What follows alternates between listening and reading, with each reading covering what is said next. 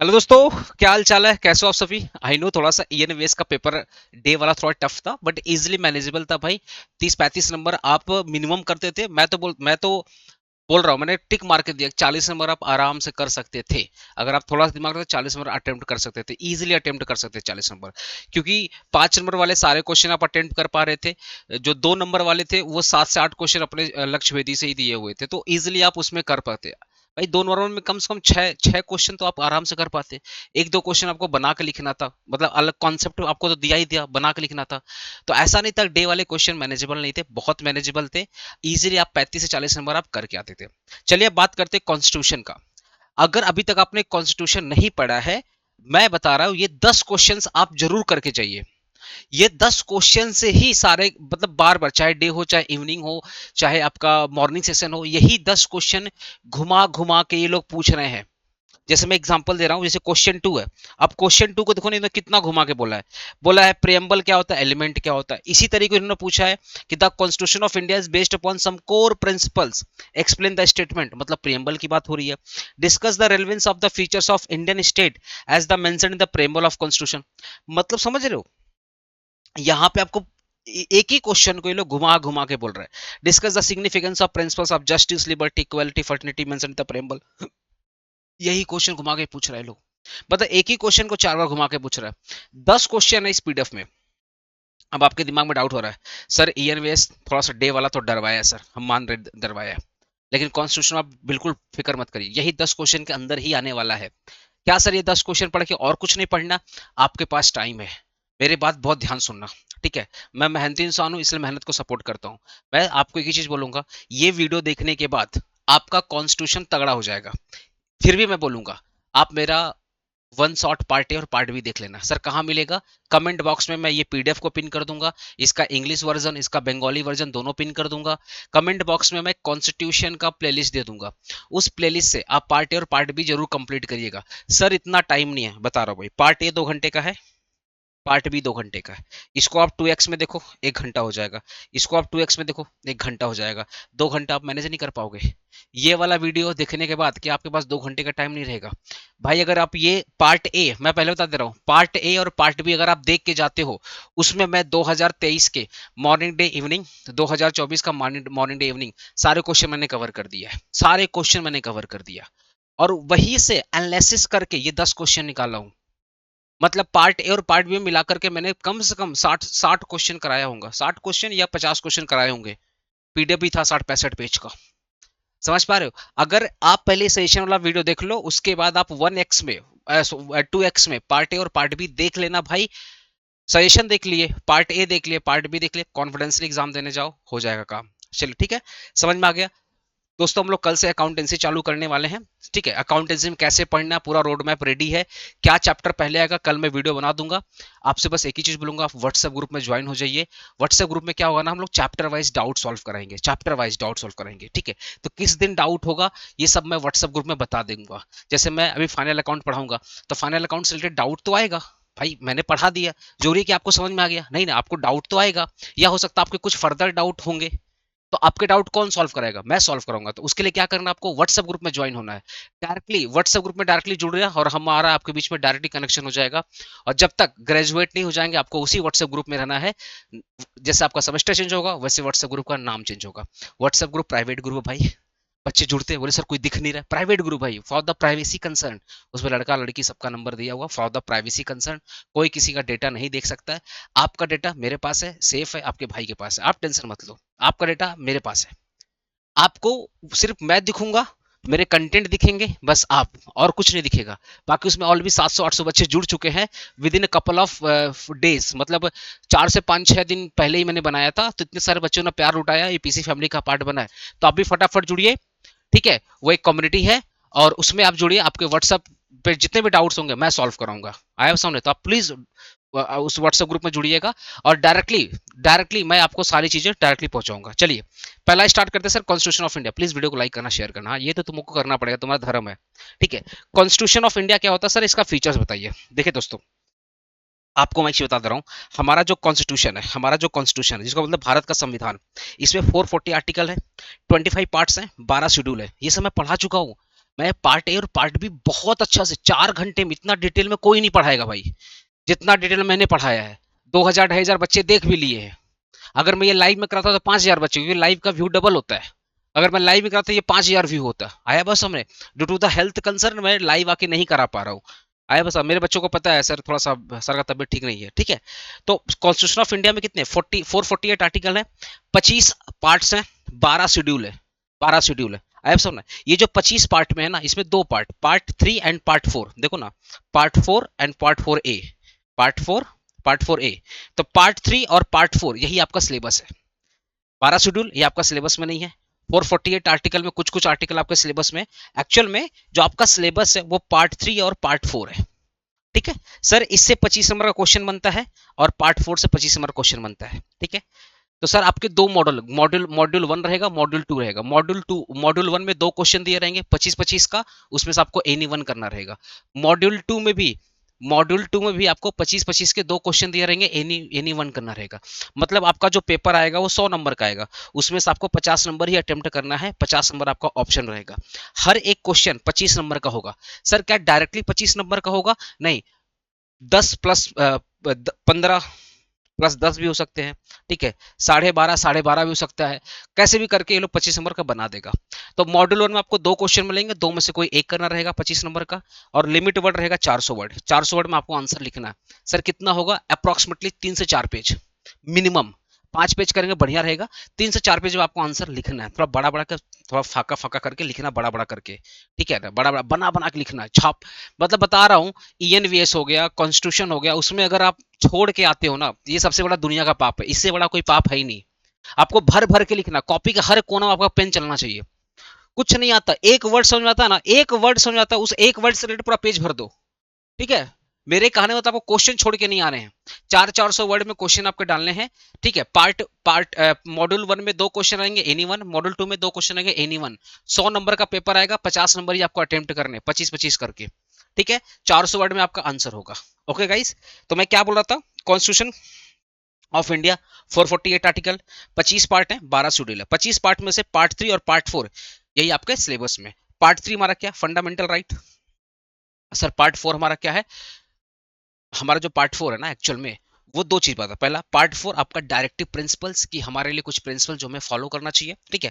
एक है part 4 A which is fundamental duty, fundamental duty. तो सर इससे क्वेश्चन बनता है और इससे क्वेश्चन बनता है। और एक टॉपिक है प्रियम्बल, एक टॉपिक है प्रियम्बल। देखिए चार टॉपिक से क्वेश्चन मिलेगा ही मिलेगा।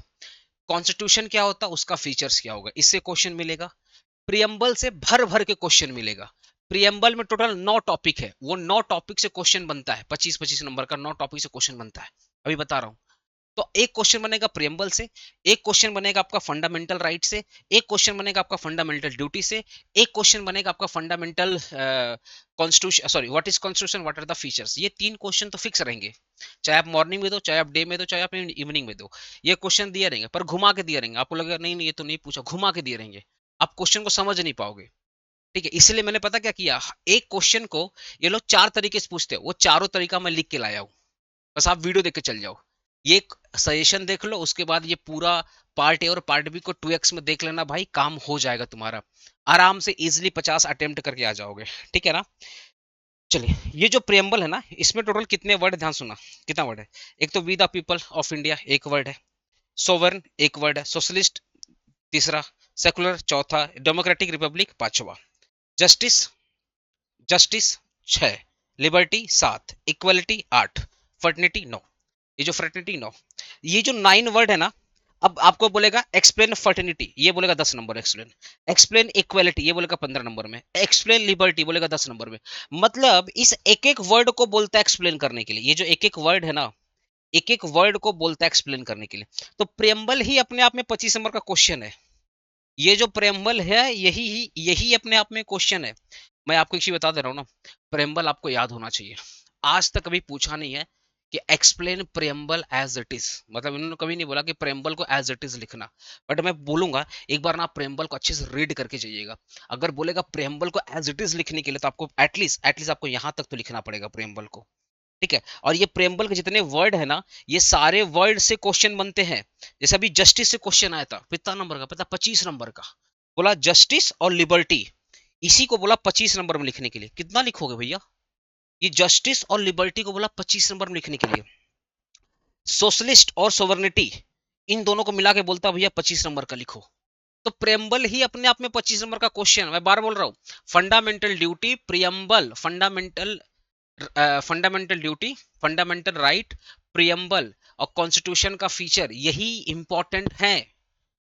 आप इनको अच्छे से करके जाइए, बाकी जो डिफरेंस उफरेंस है वो मैं कराऊंगा। तो 10 क्वेश्चन मैं अभी आपको कराने वाला हूं, 10 में से ये 4 क्वेश्चन बहुत इंपॉर्टेंट है।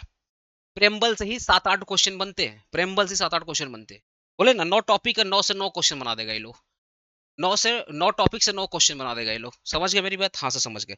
एक बार मैं आपको प्रेम्बल पहले समझा देता हूँ, फिर एक एक टॉपिक अच्छे से एक्सप्लेन करता हूँ। प्रेम्बल क्या बोलता? प्रेम्बल मतलब क्या है कि हमारा संविधान बना क्यों। ऑब्जेक्टिविटी, हर चीज के पीछे क्या होता है, एक ऑब्जेक्टिविटी होती है।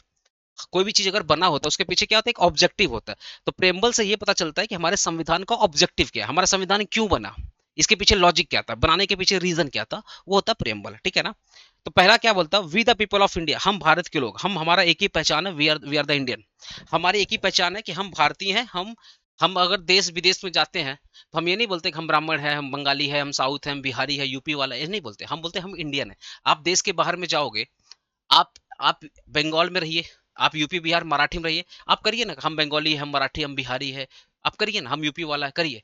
लेकिन जैसे ही आप देश के बाहर जाएंगे ना, आपकी एक ही पहचान होगी, क्योंकि आपके पास जो पासपोर्ट रहेगा वो इंडिया का पासपोर्ट रहेगा, और आपकी एक ही पहचान रहेगी, we are the Indian, we are the Indian. तो वही बोल रहा है, we the people of India, हम भारत के लोग, हम भारत के लोग, having the solemnly resolve to constitute India into a sovereign socialist secular democratic republic. बोल रहे हैं हम भारत के लोग कसम खाते हैं कि हम भारत को बनाएंगे, क्या बनाएंगे, सोवरेन, मतलब हम भारत को संप्रभुता दिलाएंगे, सोवरेनिटी बनाएंगे। सोवरेनिटी का मतलब क्या है सर? सोवरेनिटी का मतलब होता है भारत एक इंडिपेंडेंट कंट्री है। भारत के ऊपर किसी भी देश का कंट्रोल नहीं है। भारत की चाहे इंटरनल मैटर हो, चाहे भारत का एक्सटर्नल मैटर हो, ये भारत के लोग और भारत की गवर्नमेंट डिसाइड करेगी। यहाँ पे अमेरिका क्या बोलता हमें नहीं फर्क पड़ता, जापान क्या बोलता, चाइना क्या बोलता, पाकिस्तान बोलता, हमें नहीं फर्क पड़ता। We are the independent nation.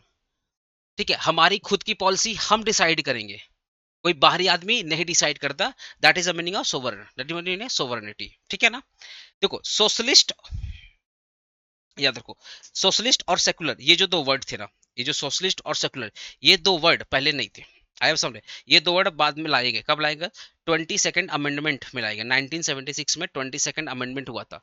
ये हमारा जो कॉन्स्टिट्यूशन है ना, इसको 22nd टाइम्स, जब सॉरी 42nd अमेंडमेंट हुआ था इसका, मतलब 42वां बार जब इसको चेंज किया गया था, तो ये दो वर्ड को ऐड कर दिया गया। नहीं तो पहले ना 3 ही वर्ड था, सोवरेनियन, डेमोक्रेटिक, रिपब्लिक, ये 3 वर्ड था। 2 वर्ड एक्स्ट्रा दिया, सोशलिस्ट एंड सेकुलर।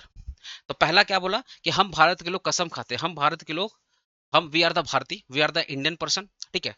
तो we the people of India, हम भारत के लोग कसम खाते हैं कि हम भारत को क्या बनाएंगे, सोवर्ण बनाएंगे। सोवर्ण मतलब हो गया हम भारत को इंडिपेंडेंट नेशन बनाएंगे, हम किसी के अधीन नहीं होंगे, बहुत अंग्रेजों की गुलामी बर्दाश्त के लिए अब नहीं, अब we are the independent nation. दूसरा क्या, we are the socialist country. Socialist का मतलब यहाँ पे याद रखना, सोशलिस्ट का मतलब यहाँ पे सोशल वेलफेयर की बात हो रही है, कि अगर गवर्नमेंट बनी है सोशल वेलफेयर के लिए बनी है। गवर्नमेंट का हर एक एक्शन सोसाइटी के भले के लिए भले भले के लिए होना चाहिए। जो सोसाइटी में गैप है, रिच और पुअर में जो गैप है, वो गैप को कम करना है, इनकम इनइक्वालिटी को खत्म करना है, जाति पाति धर्म के नाम पे जो भेदभाव, उस भेदभाव को खत्म करना है, इसको बोलते हैं सोशलिस्ट। कि हमें हम भारत में, भारत की जो समाज है उस समाज में सोशल वेलफेयर को प्रमोट करेंगे। तो we the people of India, हम भारत के लोग कसम खाते हैं कि भारत को बनाएंगे सोवरेन कंट्री, सोशलिस्ट कंट्री, मतलब समाज में हम लोग सोशल वेलफेयर करेंगे। हम सेकुलर, हमारे देश का कोई इकलौता धर्म नहीं होगा, हमारे देश का, इंडिया का कोई इकलौता धर्म नहीं है, मतलब इंडिया कोई धर्म ही नहीं है, इंडिया का कोई कोई पर्टिकुलर रिलीजन नहीं है। इंडिया में सारे धर्म का सम्मान है, सारे धर्म का रिस्पेक्ट होता है, सारे धर्म प्रैक्टिस होते हैं। अगर कोई बोलता है इंडिया हिंदू कंट्री है या मुसलमान कंट्री है या किसी कंट्री है, नहीं, इंडिया का भैया कोई धर्म नहीं है, ये सेकुलर है। सेकुलर का मतलब क्या है कि हम सारे धर्म को मानते हैं, हम सारे धर्म को इज्जत देते हैं, हमारे लिए सारे धर्म, सारे रिलीजन बराबर है, ना कोई महान है ना कोई छोटा है, सब बराबर है। तो we are the secular country. Democratic republic का मतलब क्या होता है, देखो, डेमोक्रेटिक मतलब क्या है कि हमारे देश में जो सरकारें बनेगी ना, वो गवर्नमेंट बनेगी उसको कौन चुनेगा? पब्लिक चुनेगा। आज आप बताओ ना, आज अगर अभी सीएम का चुनाव होने वाला, बंगाल में सीएम का चुनाव होने वाला, कौन वोट डालेगा? हम और आप डालेंगे वोट। सपोज आप 18 साल के नहीं हो तो आप नहीं डालेंगे, मैं तो 18 साल के ऊपर हूँ, मैं तो वोट डालूंगा। मेरी फैमिली, पापा मम्मी सब वोट डालेंगे। तो हम लोग जिसको जिताएंगे वही वही इस बंगाल का सीएम बनेगा। 5 साल के बाद फिर वोट होगा तो हम लोग वोट डालेंगे। आए सामने। इसको बोलते हैं डेमोक्रेटिक कि बंगाल का सीएम कौन बनेगा? जो बंगाल के लोग चाहेंगे। आपके एरिया में जो काउंसलर है, आपके गांव में जो प्रधान है, जिसको पता है ग्राम पंचायत जो प्रधान है, उसको कौन जिताया है? गांव के लोग ने जिताया है। जो आपके वार्ड का काउंसलर है, उसको कौन जिताया है? आपके वार्ड के लोगों ने जिताया है। इसको बोलता है डेमोक्रेटिक। रिपब्लिक का मतलब क्या है? रिप्रेजेंटेशन। हम जिसको हम मतलब डेमोक्रेटिक मतलब समझ रहे हो, यहाँ पे राजशाही नहीं है। यहाँ पे सीएम पीएम वही बनेगा, काउंसलर वही बनेगा। आया सामने। जो जिसको चुनाव में जिताया जाएगा, जिसको पब्लिक जिताएगी वही बनेगा। यहाँ पे राजशाही नहीं है। जैसे आप देखिएगा दुबई वगैरह में क्या होता है, राजशाही।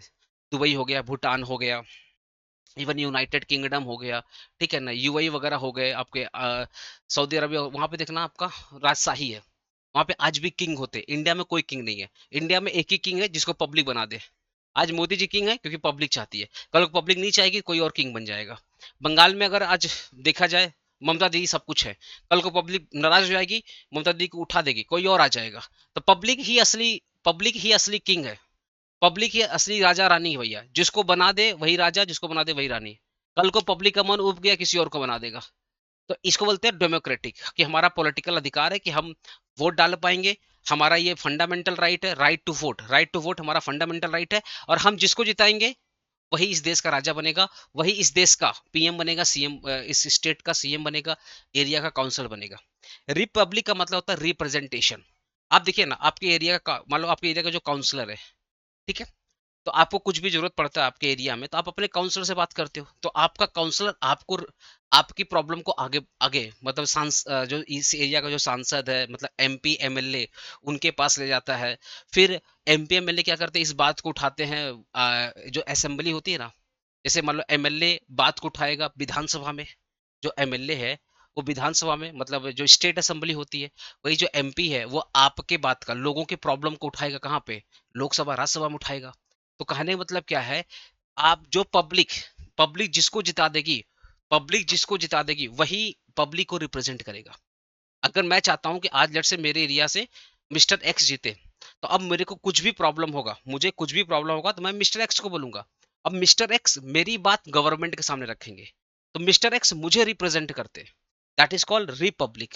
कि जितने भी नेता लोग हैं वो पब्लिक के लिए बने हैं, पब्लिक को रिप्रेजेंट करने के लिए बने हैं, पब्लिक की दुख सुख को सुनने के लिए बने हैं। और जो भी पब्लिक को तकलीफ है वो उस चीज को सुने, और लोकसभा राज्यसभा स्टेट असेंबली के सामने मुद्दा रखे, और जो भी प्रॉब्लम उसको सॉल्व करे। That is called Republic. तो हम भारत के लोग कसम खाते हैं कि हम भारत को क्या बनाएंगे सर? इंडिपेंडेंट नेशन बनाएंगे। हम भारत में क्या करेंगे? सोशल वेलफेयर करेंगे, सामाजिक अन्याय को खत्म करेंगे, सोशल जस्टिस लाएंगे। सेकुलरिज्म, भारत का कोई एक धर्म नहीं है। India does not have any particular religion. India का कोई धर्म नहीं है। डेमोक्रेटिक रिपब्लिक, हम भारत को कैसा नेशन बनाएंगे? Democratic Republic. हम लोकतंत्र भारत बनाएंगे। हम रिपब्लिक मतलब हम ऐसे लोग को जिताएंगे जो लोगों को रिप्रेजेंट करे पार्लियामेंट में, स्टेट असेंबली में, गवर्नमेंट के सामने। ठीक है। आज आपको इनकम सर्टिफिकेट लगता है कॉलेज या स्कूल में, आप किसके पास जाते हो? काउंसलर पास जाते हो ना। फिर काउंसलर आपको लिख करके देता है, तो काउंसलर को क्या कर रहा है? रिप्रेजेंट कर रहा है, आपकी प्रॉब्लम को समझ रहा है। कल को उसके हाथ में नहीं रहेगा तो वो बात आगे तक पहुंचाएगा। ऑब्वियसली रियलिटी थोड़ी अलग है। नेता भी वैसे हैं, आम पब्लिक भी वैसी है। पब्लिक भी ठीक नहीं, नेता भी ठीक नहीं है, दोनों लोग ठीक नहीं है। ऐसा नहीं कि सिर्फ नेता लोग गलती। पब्लिक ठीक हो जाए, नेता लोग भी सुधर जाएगा। पब्लिक ही ठीक नहीं है, तो मेरे को उसमें नहीं पढ़ना है, बस मैं बता रहा हूँ। अगर इस देश में लोगों को अपना अधिकार पता चले तो ये देश सुधर जाएगा। लोगों को अपना अधिकार ही नहीं पता है, इसलिए तुम्हारे सिलेबस में सब चीज डाला गया है, तो तुम पढ़ो, तुमको अपना अधिकार तो पता चले एटलीस्ट। ठीक है। And to secure all the citizen. यहां तक समझ आया कि हम भारत के लोग कसम खाते हैं, भारत को क्या बनाएंगे? सोवन बनाएंगे, इंडिपेंडेंट बनाएंगे, सोशलिस्ट बनाएंगे, सेकुलर बनाएंगे, डेमोक्रेटिक रिपब्लिक बनाएंगे। और हम सिक्योर करेंगे सारे सिटीजन को। क्या सिक्योर करोगे? क्या दोगे सारे सिटीजन को, क्या दोगे सर? जस्टिस देंगे, जस्टिस देंगे। चाहे वो सोशल जस्टिस हो, चाहे वो इकोनॉमिक जस्टिस हो, चाहे वो पॉलिटिकल जस्टिस हो। एक एक वर्ड को समझेंगे, आगे एक एक वर्ड को समझेंगे। सोशल जस्टिस क्या होता है, इकोनॉमिक जस्टिस क्या होता है, पॉलिटिकल जस्टिस क्या होता है, एक एक वर्ड को समझेंगे। हम भारत के लोगों को जस्टिस देंगे, न्याय देंगे। सामाजिक न्याय, आर्थिक न्याय, पॉलिटिकल मतलब राजनीतिक न्याय। हम भारत के लोगों को लिबर्टी देंगे, आजादी देंगे। थॉट के ऊपर आजादी, जो बोलना है एक्सप्रेशन के ऊपर आजादी, जिस चीज पर विश्वास है, जिसको जिस रिलीजन को प्रैक्टिस करना चाहता है, जो जो धर्म को मानना चाहता है, जो पूजा पाठ करना, हर चीज का हम आजादी देंगे कि आपको जो धर्म मानना है, जो पूजा पाठ करना है, जो भी आपको अपनी सोच रखना है, जो आपको बोलना आप बोलिए, कोई दिक्कत वाली बात नहीं। हम आपको हर प्रकार का आजादी देंगे। थॉट के ऊपर आजादी, एक्सप्रेशन मतलब जो बोलना चाहते हो उसके ऊपर आजादी, बिलीफ जो थिंकिंग पे आपको बिलीफ है, एंड जिस भी रिलीजन में आपको विश्वास है, जो पूजा पाठ आप करना चाहते हो, हर चीज का हम आपको आजादी देंगे। पर इस वर्ड का गलत मतलब मत सुनना कि जो सोचना, हम सोच रहे हैं कि कल को उनका मर्डर कर दे, नहीं इस टाइप का नहीं सोचना भाई। हम किसी को गाली देंगे, नहीं ऐसा नहीं बोलना है। अगर आपको लिबर्टी है थॉट एंड एक्सप्रेशन का, तो अच्छा सोचो ना, अच्छा बोलो ना। आपको आजादी है बोलने का, इसका मतलब है किसी को गाली दे दोगे? आपको आजादी है कि कुछ भी सोचने का, तो क्या करो, किसी के खिलाफ प्लान प्लान बनाओगे कि इसको मर्डर करना है, ये आजादी थोड़ी मिला है। यहाँ पे हर चीज का लिमिटेशन है। आपको आजादी मिला है कि अच्छे से आप अपना जीवन जी सके। जो धर्म को मानना है मानिए, जहां आपको रहना है आप रहिए, जो पूजा पाठ करना है करिए, जो बोलना है अपने लिमिट में रह करके बोलिए। अपने अधिकारों के, अपने जो आपका अधिकार है, अगर कोई आपका अधिकार छीन रहा है तो उसके खिलाफ आप बोलिए। आप सुप्रीम कोर्ट जाइए, एज पर आर्टिकल 32 के हिसाब से अगर कोई आपका अधिकार छीन रहा है तो आप सुप्रीम कोर्ट जाइए। तो यहाँ पे एक एक्सप्रेशन की बात हो रही है कि कोई अगर आपको दबाने की कोशिश करे, आप मत दबिए, आप बोलिए उसको। तो एक्सप्रेशन मतलब यहाँ पे हो रहा है एक्सप्रेशन, आपको जो बोलना है बोलिए, इसका मतलब नहीं किसी को गाली दे देना है।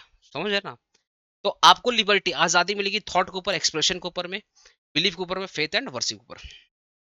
Equality of all status and opportunity to promote the among all the nation.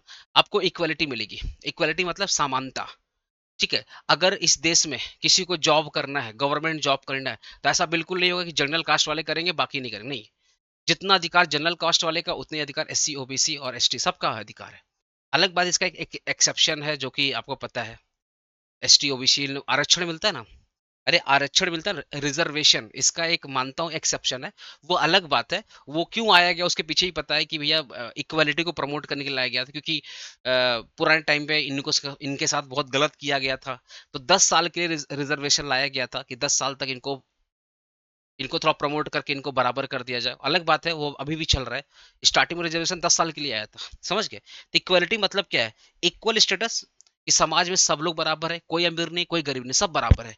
Law के नजर में सब बराबर है, समाज में सब बराबर है। Opportunity and promote the among among them all. Opportunity मतलब इक्वल अपॉर्चुनिटी टू ऑल।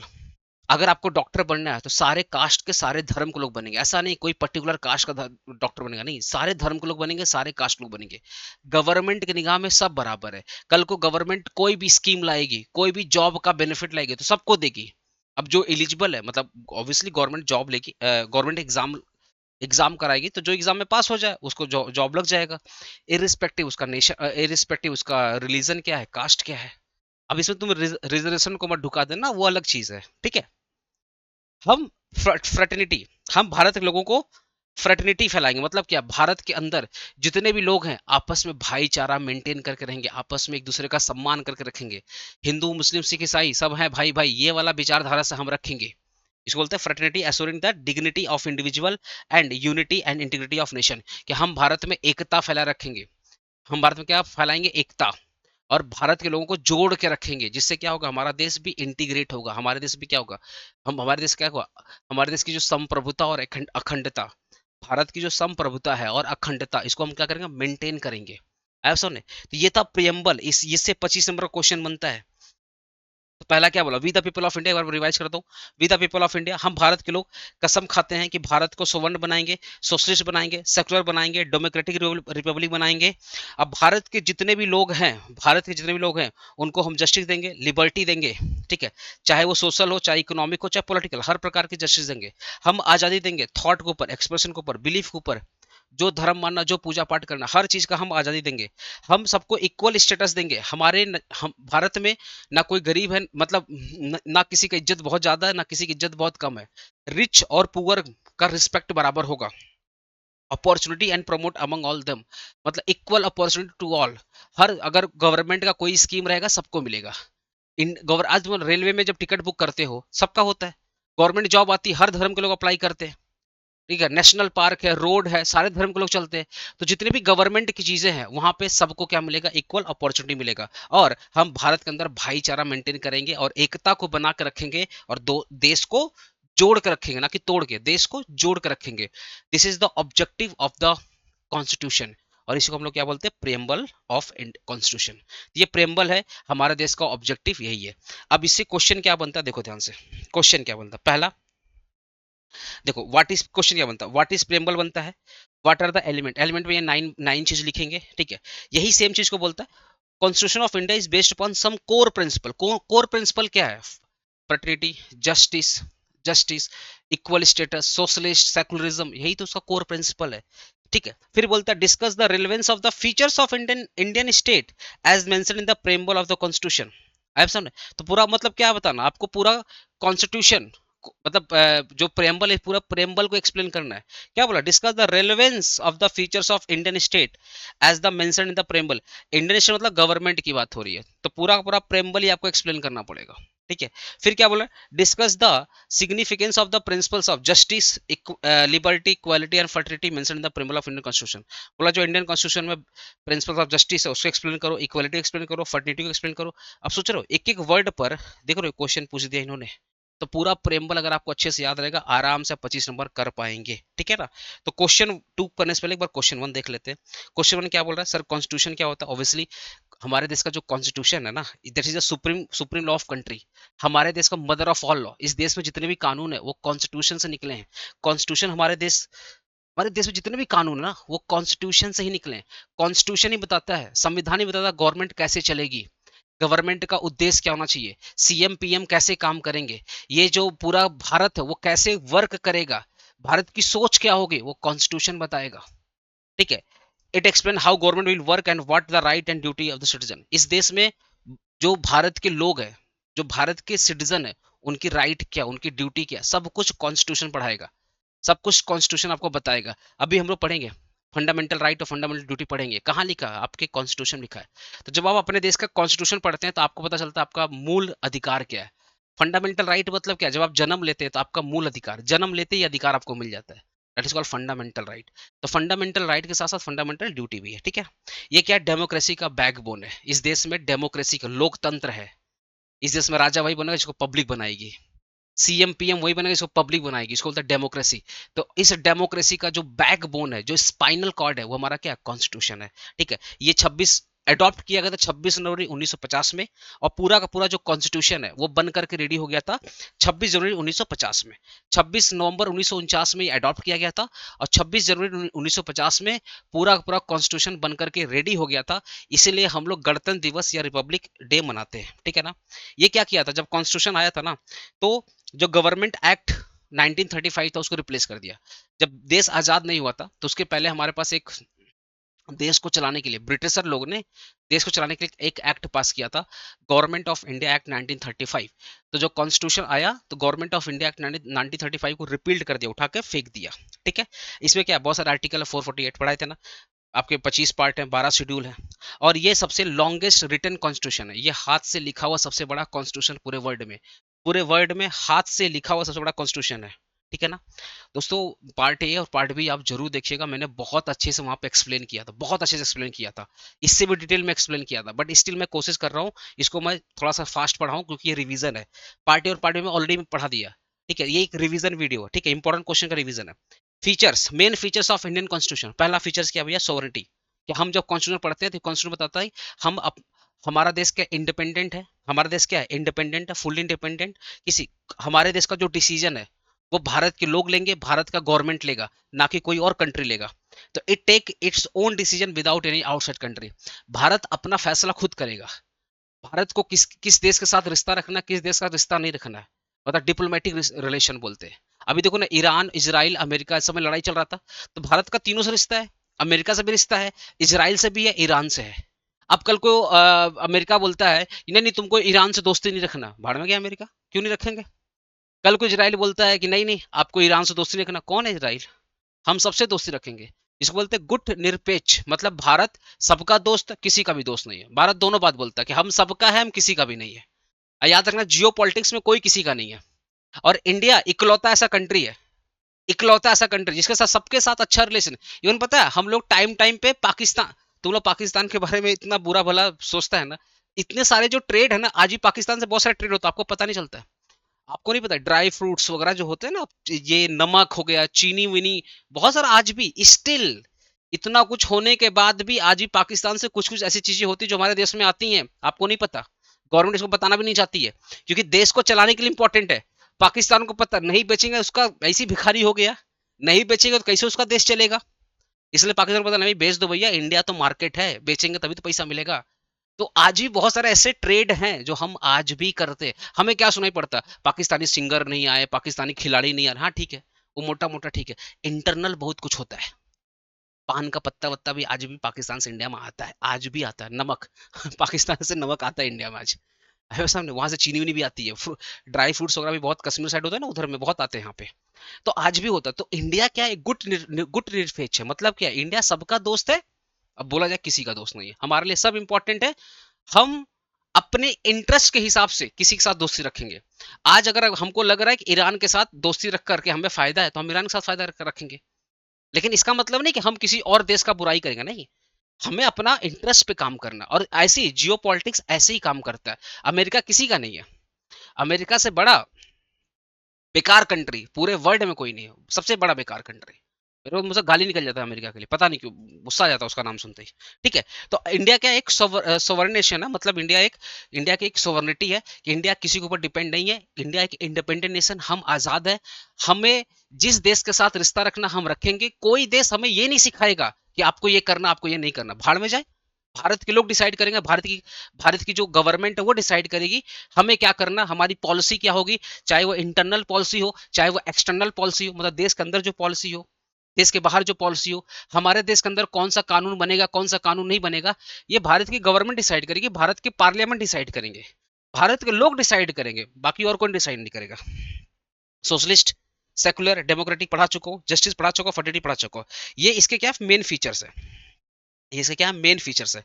इस हमारा जो कॉन्स्टिट्यूशन है उसमें सोवरेनिटी की बात की है, सोशलिस्ट की बात की है, सेकुलरिज्म की बात की है, कि कोई नेशन, कोई भारत का कोई रिलीजन नहीं है, डेमोक्रेटिक रिपब्लिक, कि हम जिसको जिताएंगे वही पीएम सीएम बनेगा, वही लोग हमें रिप्रेजेंट करेगा। ठीक है, हम जस्टिस देंगे, जस्टिस इक्वालिटी फ्रेटर्निटी, मतलब क्या, हम लोगों को जस्टिस देंगे, चाहे सोशल हो चाहे इकोनॉमिक हो। अभी हम लोग एक एक वर्ड को अच्छे से पढ़ेंगे, ये बिलीव करो, ये जितना वर्ड आपको दिख रहा है ना, ये अपने आप में एक 25 नंबर का क्वेश्चन बनेगा।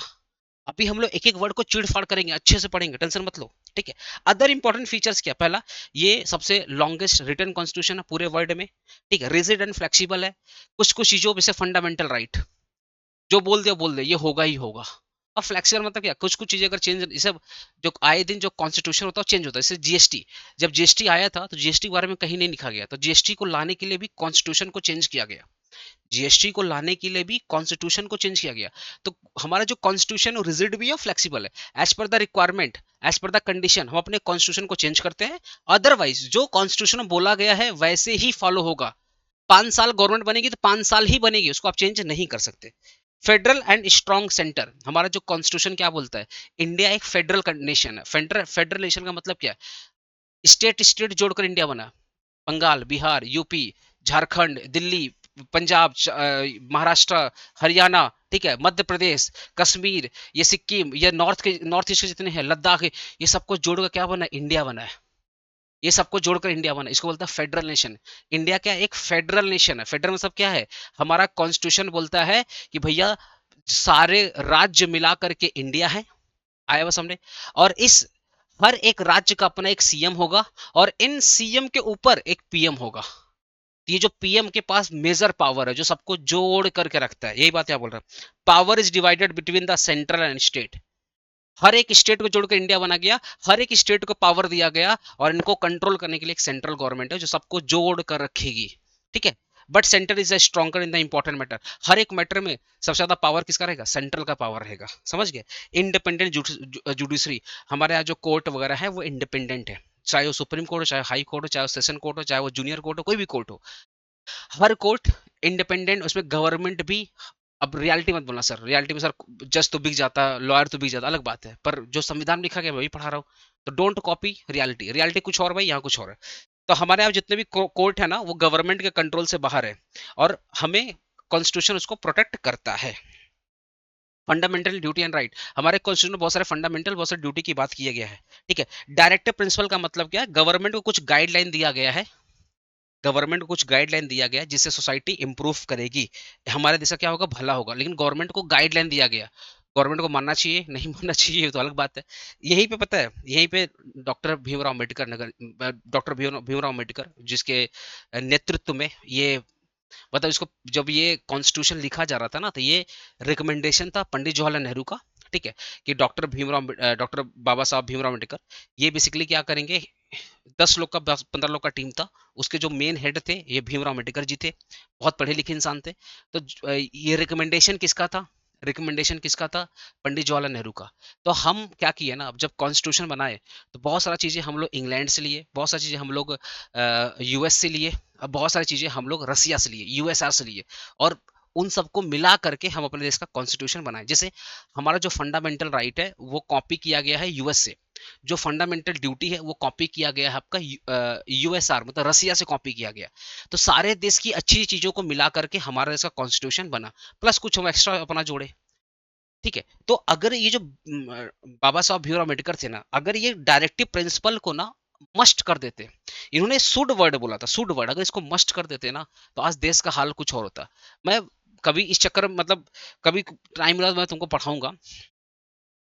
जैसे पता ना काउ सॉल्टर, गाय को लोग काट वट देते, उसके बारे में भी लिखा गया है, उसके बारे में लिखा गया कि गौ हत्या नहीं होनी चाहिए, गवर्नमेंट को ऐसा पॉलिसी बनाना चाहिए कि गौ हत्या नहीं होना चाहिए, ऐसा बोला गया है कॉन्स्टिट्यूशन में। ये मैं अपनी बात नहीं बोल रहा हूँ, कॉन्स्टिट्यूशन बोला गया है। पर पता है ये चाहिए, वो शुड वाला बात हो। मैं तुमको बोलता हूँ तुमको पढ़ना चाहिए, क्या तुम पढ़ता है? मैं तुमको बोलता हूँ वो वीडियो शेयर कर देना चाहिए, इक्का दुक्का लोग शेयर करता है। मैं बोलता बेटा वीडियो लाइक कर दे, क्या सब लोग शेयर करता है? व्यू आता है 5,000, लाइक करता है 100-200।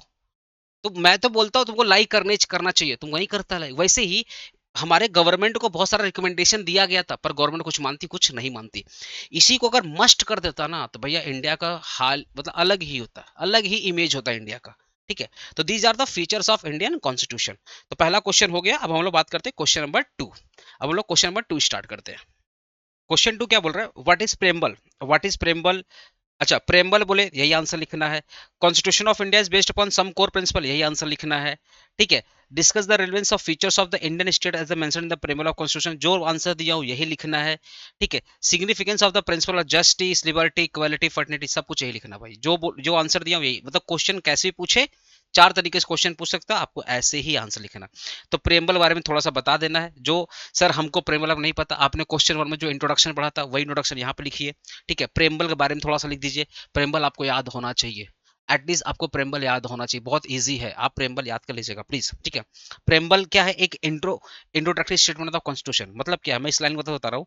इंट्रोडक्टरी स्टेटमेंट ऑफ कॉन्स्टिट्यूशन मतलब क्या है, कॉन्स्टिट्यूशन का ऑब्जेक्टिव क्या है, ये जो कॉन्स्टिट्यूशन बना किस लिए बना, किस आधार पर बना, इसका बेस क्या है, इससे लोगों को बेनिफिट होगा या नुकसान होगा, देश कैसे चलेगा, देश की ओवरऑल सोच क्या होगी, देश कैसे गवर्न करेगा, ये पता चलता है कॉन्स्टिट्यूशन पढ़ करके। ठीक है ना, reflect idea and objective, reflect idea and objective, जब आप कॉन्स्टिट्यूशन पढ़ते हैं तो इस देश के ऑब्जेक्टिव पता चलता है, इस देश के लोगों के ओवरऑल, ओवरऑल लोगों के होता है ना, लोगों के विचारधारा का पता चलता है कि लोग चाहते क्या हैं, समझ गए।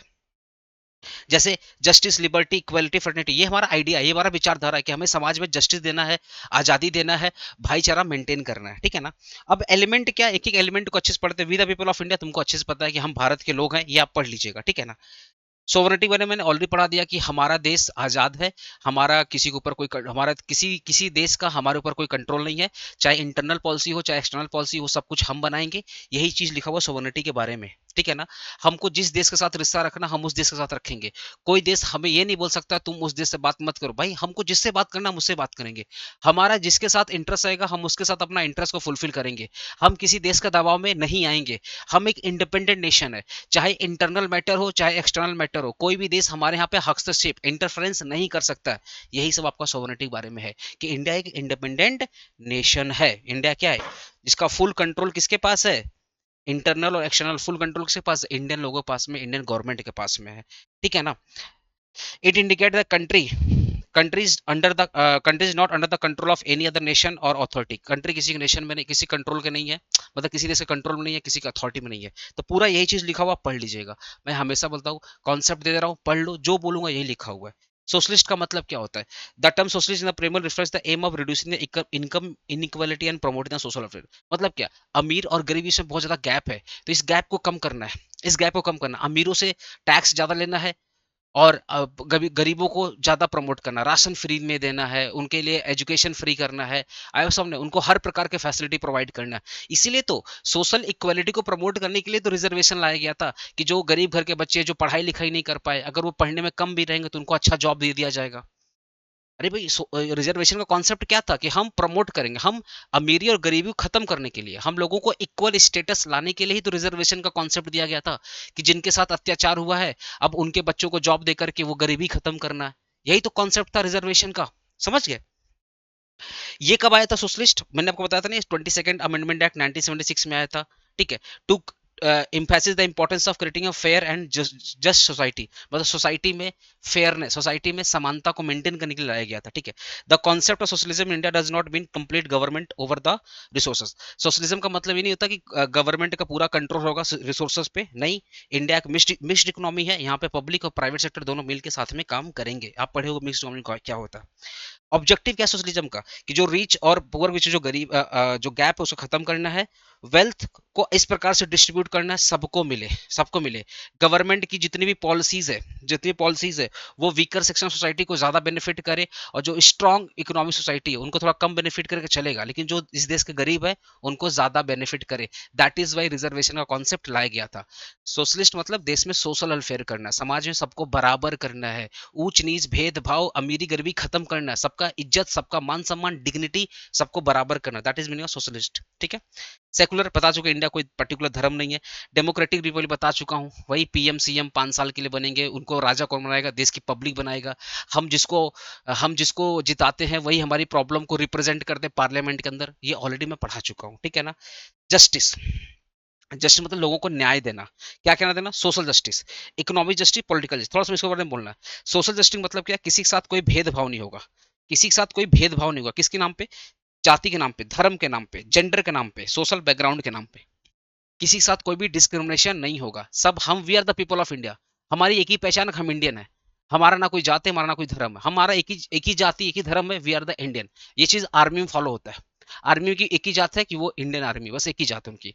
तो हमारे यहाँ पे सबको डिस्क्रिमिनेशन से बचाना है। ठीक है, डिस्क्रिमिनेशन से क्या करना है? बचाना है। ठीक है, तो सोशल जस्टिस मतलब क्या? सब कि किसी के साथ कोई भेदभाव नहीं होना चाहिए, धर्म, जाति, कलर, किसी भी बैकग्राउंड के हिसाब से, कि ये इस बैकग्राउंड से बिलोंग करते हैं, ये उस बैकग्राउंड, नहीं, सब बराबर है, वी आर द इंडियन। इसका मतलब सोशल जस्टिस, हमें सबको इक्वल स्टेटस प्रोवाइड करना है, सबको इक्वल अपॉर्चुनिटी प्रोवाइड करना है। इक्वल अपॉर्चुनिटी मतलब क्या? गवर्नमेंट का कोई भी स्कीम हो, गवर्नमेंट का कोई भी, जैसे पब्लिक की कोई प्रॉपर्टी, जैसे रोड, तो रोड पे सारे धर्म के लोग चलेंगे, सारे जाति के लोग चलेंगे, ऐसा कुछ नहीं है। रेलवे सब लोग यूज करेगा, गवर्नमेंट की जितनी भी स्कीम है सब लोग पार्टिसिपेट करेंगे। That is mean social justice. Economic justice मतलब क्या है? कि गरीबी और अमीरी के बीच में जो रिच और पुअर बीच में जो गैप है ना, उसको कम करना है। कैसे कम करोगे? अमीरों पे टैक्स ज्यादा लगाओ, उससे जो पैसा आ रहा है गरीबों के ऊपर नई नई स्कीम्स लाओ, राशन वगैरह फ्री में दो, एजुकेशन फ्री में दो, उनको रिजर्वेशन दे करके, उनकी जॉब वगैरह दे करके उनकी फाइनेंशियल पोजीशन को बढ़ाओ, फाइनेंशियल पोजीशन बढ़ाओ, उनको थोड़ा सा सब्सिडी वगैरह दो। आए वो सामने। उनको याद है तुम लोग को जो जमींदारी सिस्टम थी वो इसीलिए लाया गया था ना, कि जो जमींदारों के पास बहुत ज्यादा जमीन थी और बहुत लोगों के पास इंडिया में जमीन नहीं थी, तो जमींदारी सिस्टम को हटा दिया गया। उनसे उनसे क्या किया गया? एक्स्ट्रा जमीन को छीना गया और गरीबों को दिया गया। किस लिए दिया गया? ये जो अमीर और गरीब के बीच में जो भेदभाव था, अमीरों के पास प्रॉपर्टी ज्यादा थी, जमीन ज्यादा थी, गरीब के पास जमीन थी नहीं, इनसे छीना गया, इनको दिया गया, इक्वलिटी को मेंटेन करने के लिए। इसीलिए तो जमींदारी सिस्टम लाया गया था, to maintain the economic justice. Economic justice का जो ऑब्जेक्टिव था उसको फुलफिल करने के लिए ही zamindari system, land reform system, ये सब तो लाया गया। समझ गए? मतलब जमींदारी को हटाया गया, समझे? पॉलिटिकल जस्टिस का मतलब क्या है? कि सबको वोट टू राइट का अधिकार मिलेगा, सबको वोट टू राइट का अधिकार मिलेगा, कि भैया अभी अभी चुनाव आने वाला है ना, सब लोग वोट देंगे, सब लोग वोट डाल देंगे। समझ गए? Right to vote, caste election, expression the political opinion. कल को अगर आपको लग रहा है नहीं हम खुद चुनाव लड़ेंगे, हम खुद चुनाव लड़ेंगे और देश को तरक्की करेंगे, आइए भैया, स्वागत है आपका। आप चुनाव लड़िए। ऐसा थोड़ी है चुनाव सिर्फ कांग्रेस लड़ेगा, टीएमसी लड़ेगा, सीपीएम लड़ेगा, नहीं। आप चुनाव लड़िए ना। इस देश में निर्दयी दल, मतलब हम किसी दल से बिलोंग नहीं करते, किसी पार्टी से बिलोंग नहीं करते, कितने सारे नेता हुए हैं जो वो किसी किसी नेता किसी पर्टिकुलर पार्टी से बिलोंग नहीं करते। वो पब्लिक के बीच में जाते हैं, वो पब्लिक को बोलते हैं कि भैया हम आपकी प्रॉब्लम को समझेंगे, हम आपके प्रॉब्लम को गवर्नमेंट के सामने रखेंगे, देश के सामने रखेंगे, हमको जिताओ। लोग जिता देते हैं और फिर वो बंदा जाता है पार्लियामेंट में। अब अलग बात, जीतने के बाद वो क्या करता है मुझे नहीं पता, पर यही बोलता है कि हमको जिता दो, लोग उसको जिता देता है। तो आप भी इस देश में चुनाव लड़ना चाहते हैं, लड़िए ना, कोई आपको रोक नहीं सकता। आपको किसी पार्टी के थ्रू लड़ना, उसके साथ लड़िए। आपको अकेले लड़ना, बिना किसी पार्टी के लड़ना, आप लड़िए ना। इसको निर्दयी दल बोलते हैं कि आप किसी दल के नहीं है, किसी पार्टी के नहीं है। आपको वोट डालना, आप वोट डालिए। आपको जिसको जितवाना जितवाइए। जिस पार्टी को प्रमोट करना चाहते हैं आप उसको प्रमोट करिए। इसको बोलते हैं पॉलिटिकल जस्टिस। क्या बोलते हैं? Political justice. ठीक है, समझ गए? लिबर्टी मतलब आपको आजादी देना है। अब यहाँ ये थोड़ा सा कंट्रोवर्शियल पॉइंट है, थोड़ा ध्यान सुना। आपको आजादी देना किस बात का, किस पर आपको आजादी देना है, कैसे, किस बात पर आजादी? पहला most important value mention the preamble of the constitution of India. पहला, it means providing the freedom to the individual to live their around in their own choice and preference. भैया आपको अपना, आप ये जीवन आपका है, ये जीवन आपको आपका है। आपको जैसे रहना आप वैसे रहिए, जिस प्रकार से आपको अपना जीवन व्यतीत करना व्यतीत करिए। Liberty ensure that every person has right to think freely, express their idea, follow their belief and practice any religion without fear and pressure। Liberty ये बोलता है कि आपको जो धर्म को मानना मानिए, जो सोच रखनी वो रखिए। आपके लिए नॉनवेज अच्छा है ना, अच्छा, आपके लिए वेज अच्छा है, वेज अच्छा है, ठीक है। आपको जो सोच रखना आप रखिए, जो थिंक रखिए, लेकिन याद रखिएगा अगर आपकी सोच है तो वो आपके अंदर ही होनी चाहिए। अगर आपकी सोच ऐसी है कि हम समाज में सबको बुरा साबित करेंगे और खुद को अच्छा साबित करेंगे, हमारा धर्म अच्छा है, बाकी धर्म बेकार है, हम जिस जात के हैं वो अच्छी है, बाकी जाति खराब है, तो ऐसी सोच कॉन्स्टिट्यूशन नहीं बोलता है। कॉन्स्टिट्यूशन बोलता है कि आपकी जो सोच है, अगर वो समाज के हित के लिए है तो इस सोच को हम एक्सेप्ट करेंगे। लेकिन अगर आपकी सोच सिर्फ आपके वेलफेयर के लिए है, समाज के वेलफेयर के लिए नहीं है, तो ऐसी सोच का इस देश में कोई काम नहीं है। तो ऐसा नहीं है भैया मेरा सिक्का तो अच्छा है बाकी सिक्का खराब है, नहीं भैया, सब है। हम भी अच्छे हैं, सब अच्छे हैं।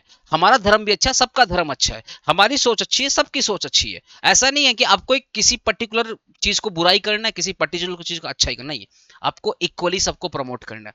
तो लिबर्टी का मतलब क्या है? आपको इस देश में जहां घूमना है घूमिए, जहां रहना है रहिए, जो जॉब करना है करिए, जो बिजनेस करना है करिए, जो भी धर्म को मानना है मानिए। ठीक है, आपको कलकत्ता पसंद नहीं, मुंबई शिफ्ट हो जाइए, मुंबई नहीं पसंद, दिल्ली शिफ्ट हो जाइए, जहां आपको रहना है, गांव देहात जहां रहना आप वहां रहिए। That is liberty. आपको जो पूजा पाठ करना आप पूजा पाठ करिए। धर्म को मानते अच्छी बात है, नहीं मानते तो भी अच्छी बात है। विश्वास रखते हैं भगवान में, अगर विश्वास है तो भी अच्छी बात है, नहीं रखते हो तो भी अच्छी बात है। पर यहाँ पे ऐसा मतलब कुछ नहीं कि आपको भगवान को मानना ही पड़ेगा, आपको ये धर्म मानना पड़ेगा, ऐसा कुछ नहीं है। आपको आजादी है। आपको जिस कॉलेज से पढ़ाई करना है, अगर आप उस कॉलेज के क्राइटेरिया को फुलफिल करते हैं तो आप उसका आपका एडमिशन गवर्नमेंट खुद करवाएगी। क्योंकि जितने भी यूनिवर्सिटी हैं, जितने भी चाहे प्राइवेट हो चाहे पब्लिक हो, वो पब्लिक इंटरेस्ट के लिए बनाए गए हैं। तो वो स्टेट के डेफिनेशन में आते हैं आर्टिकल 12 के हिसाब से, और उनको इक्वलिटी देना ही पड़ेगा। आपने अगर पार्ट ए और पार्ट बी वीडियो में देखा होगा तो मैंने बहुत अच्छे समझाया था इक्वलिटी का मतलब क्या, स्टेट का मतलब क्या। तो प्लीज सजेशन वाली वीडियो के बाद ना आप ये पार्ट ए और पार्ट बी को 2x में देख लेना, बहुत मजा आएगा आपको। तो होपफुली लिबर्टी आपका क्लियर हो गया होगा। ठीक है, पढ़ लीजिएगा, अच्छे से पढ़ लीजिएगा, क्योंकि ये पूछता है लिबर्टी 10 नंबर में बोलेगा, तो एटलीस्ट बार पढ़ लीजिएगा, बना बना के लिखना है। पढ़ के भाई मेरे दोस्त पहले बता रहा हूँ, बना बना के आपको लिखना है। ये सारी इक्वलिटी पढ़ ली, इधर पूरा रीड कर लेना है और बना बना के लिखना है। 1 पेज लिखना है इक्वलिटी के बारे में, अगर आएगा तो 1 से 1.5 पेज लिखना है, तो अच्छे से पढ़ लीजिएगा। इक्वलिटी मतलब क्या है कि most important principle mention in the preamble of the constitution, ये सब में डाल देना, यही सेम लाइन सबको मोस्ट इंपॉर्टेंट बना देना। It means all the citizen are equal in the eye of law and should not face any kind of discrimination. Constitution ensure that no person treated unfairly in the basis of caste, religion, gender and birth. मतलब ये उसी से मिलता जुलता है, liberty से मिलता जुलता है। भैया इक्वलिटी का मतलब क्या? हम सबको बराबर रखेंगे, कानून के जरिए सब बराबर है, समाज में सब बराबर है, कि कोई ना ऊपर है ना कोई नीचे है, सबकी रिस्पेक्ट बराबर है, सब आत्मसम्मान से जीवन जिएंगे। ठीक है, जो यूनिवर्सिटी, अब कैलकाटा यूनिवर्सिटी है, इसमें सारे धर्म के लोग पढ़ते हैं, सारी जाति के लोग पढ़ते हैं। ऐसा थोड़ी है कोई एक धर्म पढ़ता है और दूसरा धर्म नहीं पढ़ता, सब पढ़ता है। तो कैलकाटा यूनिवर्सिटी की निगाह में सब बराबर है।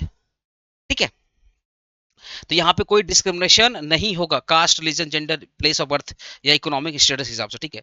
This principle create a sense of fairness and justice in the society. ये जो इक्वलिटी का प्रिंसिपल है, इससे हम लोग का सोसाइटी में फेयरनेस, एक समानता, एक बेसिकली न्याय न्याय प्रमोट होता है, ठीक है। It guarantee the equal protection of law which means the same law apply to everyone in the same manner. ये बताता है कि इस देश में चाहे अमीर हो चाहे गरीब हो, सबके ऊपर सेम कानून है। जो कानून तुम्हारे लिए है वही कानून सबके लिए है, ठीक है। Equality also include the equality of opportunity, मतलब वही इक्वल अपॉर्चुनिटी, सबको जॉब मिलेगी, वही सेम चीज लिखा हुआ, पढ़ लीजिएगा, ठीक है। फ्रेटर्निटी मतलब क्या, भाईचारा, ब्रदरहुड मेंटेन करेंगे, यूनिटी मेंटेन करेंगे, एक दूसरे का रिस्पेक्ट करेंगे इस देश में, ठीक है। ये इंपॉर्टेंट प्रेम्बल है कॉन्स्टिट्यूशन का, ठीक है। Specially in the diverse country like India. देखो क्यों बोला गया, क्योंकि इस देश में ना बहुत सारे रिलीजन है, बहुत सारी लैंग्वेज है, बहुत सारे कल्चर है, बहुत सारे रीजन है, ठीक है। तो फर्टिलिटी क्या करते हैं, लोगों के अंदर इंकरेज करती है कि लोग एक साथ रहे पीसफुल्ली और आपस में भाईचारा मेंटेन करके रखे और आपस में एक सेंस ऑफ बिलोंगिंगनेस को मेंटेन करके रखे और इस देश को एक बना के रखे, इस देश की जो अखंडता है, संप्रभुता है, उसको मेंटेन करके रखे। That is meaning of fraternity. थोड़ा और पढ़ लीजिएगा, बनाकर लिख लीजिएगा, ठीक है ना। How many fundamental right in the constitution, Indian constitution, what are the features. अब मैं थोड़ा फटाफट पढ़ाऊंगा क्योंकि ये दो मेन जो क्वेश्चन थे मैंने पढ़ा दिया, पूरा अच्छे से पढ़ा दिया। अब ये दो में से एक क्वेश्चन एग्जाम में 25 नंबर का पक्का आएगा। प्रियम्बल अगर आप अच्छे से पढ़ लेते हो, कॉन्स्टिट्यूशन का फीचर्स अगर अच्छे से पढ़ लेते हो, दोनों में से एक क्वेश्चन पक्का आएगा, चाहे आप मॉर्निंग हो, चाहे डे हो, चाहे आप इवनिंग है, एक क्वेश्चन बनेगा ही बनेगा, ठीक है। फंडामेंटल राइट क्या होता है, what are the features of fundamental right, क्या होता है दोनों।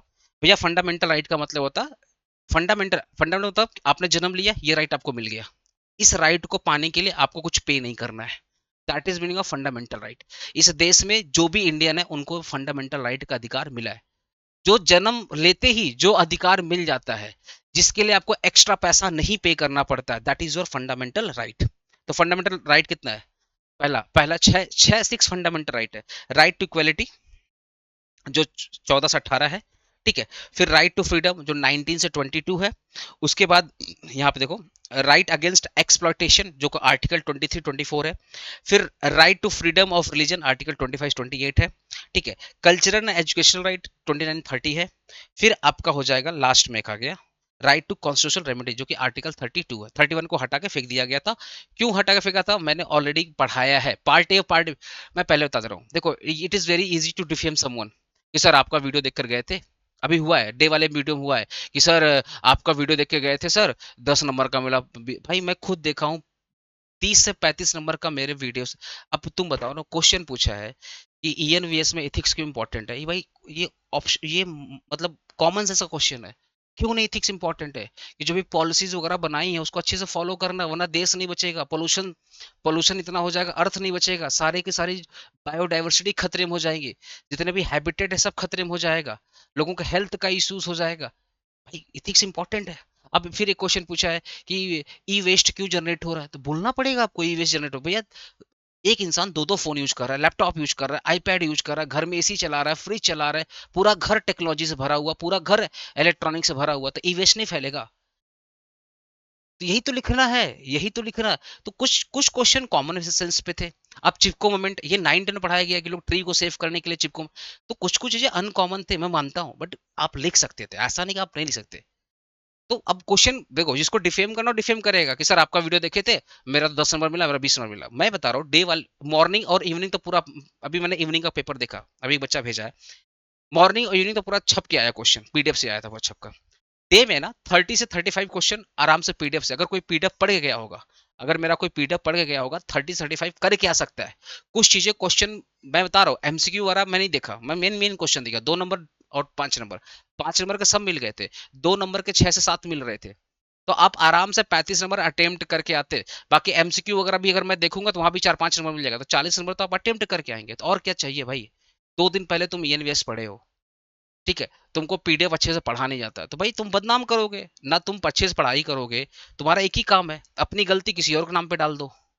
That is very common. और टीचर सबसे ज्यादा बदनाम होता है, तुम्हारा मार्क्स खराब आएगा, कौन सा, अरे सर इसी से पढ़े थे, इसका वीडियो देखे थे। कहावत है भाई, एक उंगली तुम उठाओगे 3 तुम्हारे सामने है, एक उंगली मैं तुम्हारे पे उठा रहा हूं ना, तो 3 मेरे सामने है। तो किसी को डिफेम करना इट इज वेरी इजी। इसलिए मैं बता रहा हूँ, ये सजेशन अच्छे से पढ़ लेना, उसके बाद पार्ट ए और पार्ट बी का वीडियो देख लेना, 2x में देख लेना। सोते सोते 1 घंटे का तुम लोग कार्टून देख लेते हो, 1 घंटे तुम लोग मूवी देख लेते हो, कि तुम लोग क्या 1-2 घंटे का ये 2x में नहीं देख पाएगा, बस सुन लेना, मैं ये भी नहीं बोल रहा हूँ पढ़ लेना, बस सुन लेना वीडियो, फिर सजेशन देख लो, पार्टे पार्टे देख लो, फिर मेरे से बोलना, फिर मेरे से आके बोलना। ठीक है, तो चलो पहला बात करते हैं, राइट टू इक्वलिटी। पहला क्या, right equality, equality before law. अब मैं सारा हेडिंग बता रहा हूँ। Right before equality before law मतलब क्या, लॉ के नजर में सब बराबर है, यहाँ पे कोई डिस्क्रिमिनेशन नहीं है, चाहे अमीर हो चाहे गरीब हो, सब लॉ के नजर में क्या है, बराबर है, सबको इक्वल प्रोटेक्शन मिलेगा, चाहे अमीर हो चाहे गरीब हो। ठीक है, कोई भी डिस्क्रिमिनेशन नहीं होगा, गवर्नमेंट की कोई पॉलिसी आएगी उसको सबको बेनिफिट मिलेगा, जो सजा अमीर को होगा वही सजा गरीब को होगा। That is the meaning of right equality before law. ठीक है, यहाँ पे कोई, यहाँ पे ना कोई जाति पाति के नाम पे कोई बंटवारा नहीं होगा। हाँ, यहाँ पे क्लास जो होता है ना, क्लासिफिकेशन यहाँ पे बोला गया है आर्टिकल 14 में, कि अगर आप डॉक्टर हैं, अगर आप इंजीनियर हैं, अगर आप टीचर हैं, तो आपको इस नाम पे क्लासिफिकेशन मिल सकता है, इस नाम पे आपका डिफरेंशिएशन हो सकता है कि अभिषेक पांडे टीचर है तो इनको सर बोल सकते हो, डॉक्टर है तो उसको आप सर बोल सकते हो, कोई अगर लेट से भारत रत्न वगैरह, मतलब मान लो लेट से कोई अगर इंजीनियर तो आप उसको बोल सकते हो। अगर किसी ने C S C M A किया तो अपने नाम के आगे C S C M A लगा सकता है, इसके नाम पे आप क्लासिफिकेशन कर सकते हैं, पर जाति पाति धर्म के नाम पे कोई क्लासिफिकेशन नहीं कर सकते। क्यों? क्योंकि इस देश में लॉ के नजर में सब क्या है, बराबर है। ये आर्टिकल 14 हो गया। आर्टिकल 15 हो गया, किसी के साथ कोई डिस्क्रिमिनेशन नहीं होगा, caste gender place of birth किसी नाम पे कोई डिस्क्रिमिनेशन नहीं होगा। इक्वल अपॉर्चुनिटी मतलब क्या, सबको जॉब बराबर मिलेगी, गवर्नमेंट जो भी स्कीम लेकर आएगी, जो भी गवर्नमेंट जॉब लेकर आएगी, सबको इक्वली ऑफर करेगी। गवर्नमेंट के जितने भी स्कीम्स हैं सबके लिए बराबर है, ठीक है ना। It ensure the fairness and job opportunity. Actually job opportunity के बारे में बोला गया था कि सबके लिए बराबर जॉब लगेगा। ऐसा नहीं गवर्नमेंट का अगर स्कोप है, गवर्नमेंट की अगर जॉब आएगी तो सिर्फ एक के लिए नहीं, सबके लिए आएगी, ठीक है ना। एबुलेशन ऑफ अनटचेबिलिटी, पहले क्या था, छुआछूत बहुत ज्यादा था। अगर कोई छोटे जात का आदमी अगर कुआं होता ना, वेल, पहले पानी तो पानी वाला कुआं सा था, अगर उसने वेल को टच कर दिया तो लोग उस वेल का पानी नहीं पीते थे। अगर छोटे जात के लोग जिस रास्ते से जा रहा है उस रास्ते से बड़े आदमी नहीं जाते थे, बोलते नहीं छोटा आदमी है। तो पहले ना छुआछूत बहुत ज्यादा था, बहुत ज्यादा था। तो ये सब खत्म कर दिया गया, एबॉलिश कर। आर्टिकल 17 बोलता है इस देश में छुआछूत का कोई स्कोप नहीं भैया, सब बराबर है, सबका एक ही औकात है, सबका एक ही जाति है। ऐसा नहीं कोई ऊंचा है कोई गरीब है, नहीं। ठीक, untouchability is completely band and punishable by the law. कोई भी छुआछूत को प्रमोट करेगा उसको भैया कानून सजा मिलेगी, ठीक है ना। It promote dignity and equality among the people. इससे क्या, लोगों का आत्मसम्मान और इक्वलिटी प्रमोट हुआ कि भैया जितनी मेरी औकात उतनी आपकी औकात है, ठीक है। एवोल्यूशन ऑफ टाइटल, इस देश के सामने, इस देश में ना कोई अपने आप को राजा राजा अभिषेक पांडे, नवाब अभिषेक पांडे ऐसा नहीं कर सकते, परी परा ये सब नहीं कर सकते, ठीक है ना। तुम्हारा पापा तुमको परी बोलता है, लड़का को परा बोलता है, ठीक है, वो घर में, आधार कार्ड में परी परा नहीं चलेगा भैया, ठीक है। हम तुम भाई, हर इंसान अपने माँ बाप का क्या है, राजा है, लड़कियां रानी है, जिसका मतलब क्या हाल है, तू अपने नाम से रानी है, रानी, तुम लड़का लो राजा, नहीं, नहीं कर सकते। तो हमारे देश में एबोल्यूशन ऑफ टाइटल। तुम लोग मेरे को अभिषेक सर बोलता तो मैं क्या करता हूँ, मैं, मेरे आधार कार्ड में अभिषेक सर लिखा हुआ क्या, नहीं, अभिषेक पांडे ही लिखा हुआ है। इस देश में टाइटल कोई आप नहीं लगा सकते, नवाब राजा राजा परी परा ये सब कुछ नहीं कर सकते, ठीक है। नेक्स्ट आते हैं right to freedom. Six freedom दिया गया आपको, सिक्स फ्रीडम ऑलरेडी पढ़ चुके हैं। राइट टू स्पीच, अगर आपके साथ गलत हो रहा है तो आप बोलिए भैया, right to speech and expression. अगर आपके साथ गलत हो रहा है तो आप अपने अधिकारों के लिए लड़िए। अगर आपको किसी पर्टिकुलर पॉइंट, जैसे मान लो गवर्नमेंट की पॉलिसी खराब है, गवर्नमेंट गवर्नमेंट ने जो भी पॉलिसी निकाला वो समाज के लिए खतरा है, आप उस पर बोलिए, अपने अधिकारों के लिए लड़िए, देश के लिए लड़िए, समाज के लिए लड़िए। पर आपको ये अधिकार नहीं दिया गया कि हम बेस्ट है बाकी सब खराब है, हमारा धर्म अच्छा है बाकी धर्म अच्छा है, आप ये नहीं कर सकते। फ्रीडम टू असेंबल पीसफुली, अगर आपके साथ गलत हुआ है या गवर्नमेंट के अगेंस्ट आप प्रोटेस्ट करना चाहते हैं तो 10, 20, 100, 1000 लोग पीसफुली बैठ करके एक एसोसिएशन बना करके गवर्नमेंट के अगेंस्ट में प्रोटेस्ट कर सकते हैं।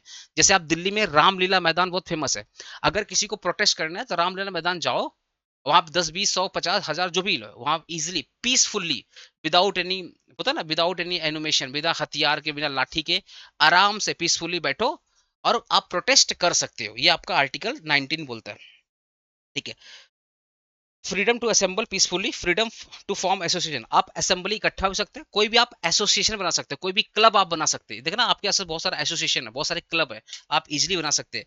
Freely, freedom to move freely, आपको इंडिया में जहां मूव करना है, आपको इंडिया में जहां मूव करना है, जिस जिस भी पार्ट में जाना आप इजिली जाइए, कोई दिक्कत वाली बात नहीं है।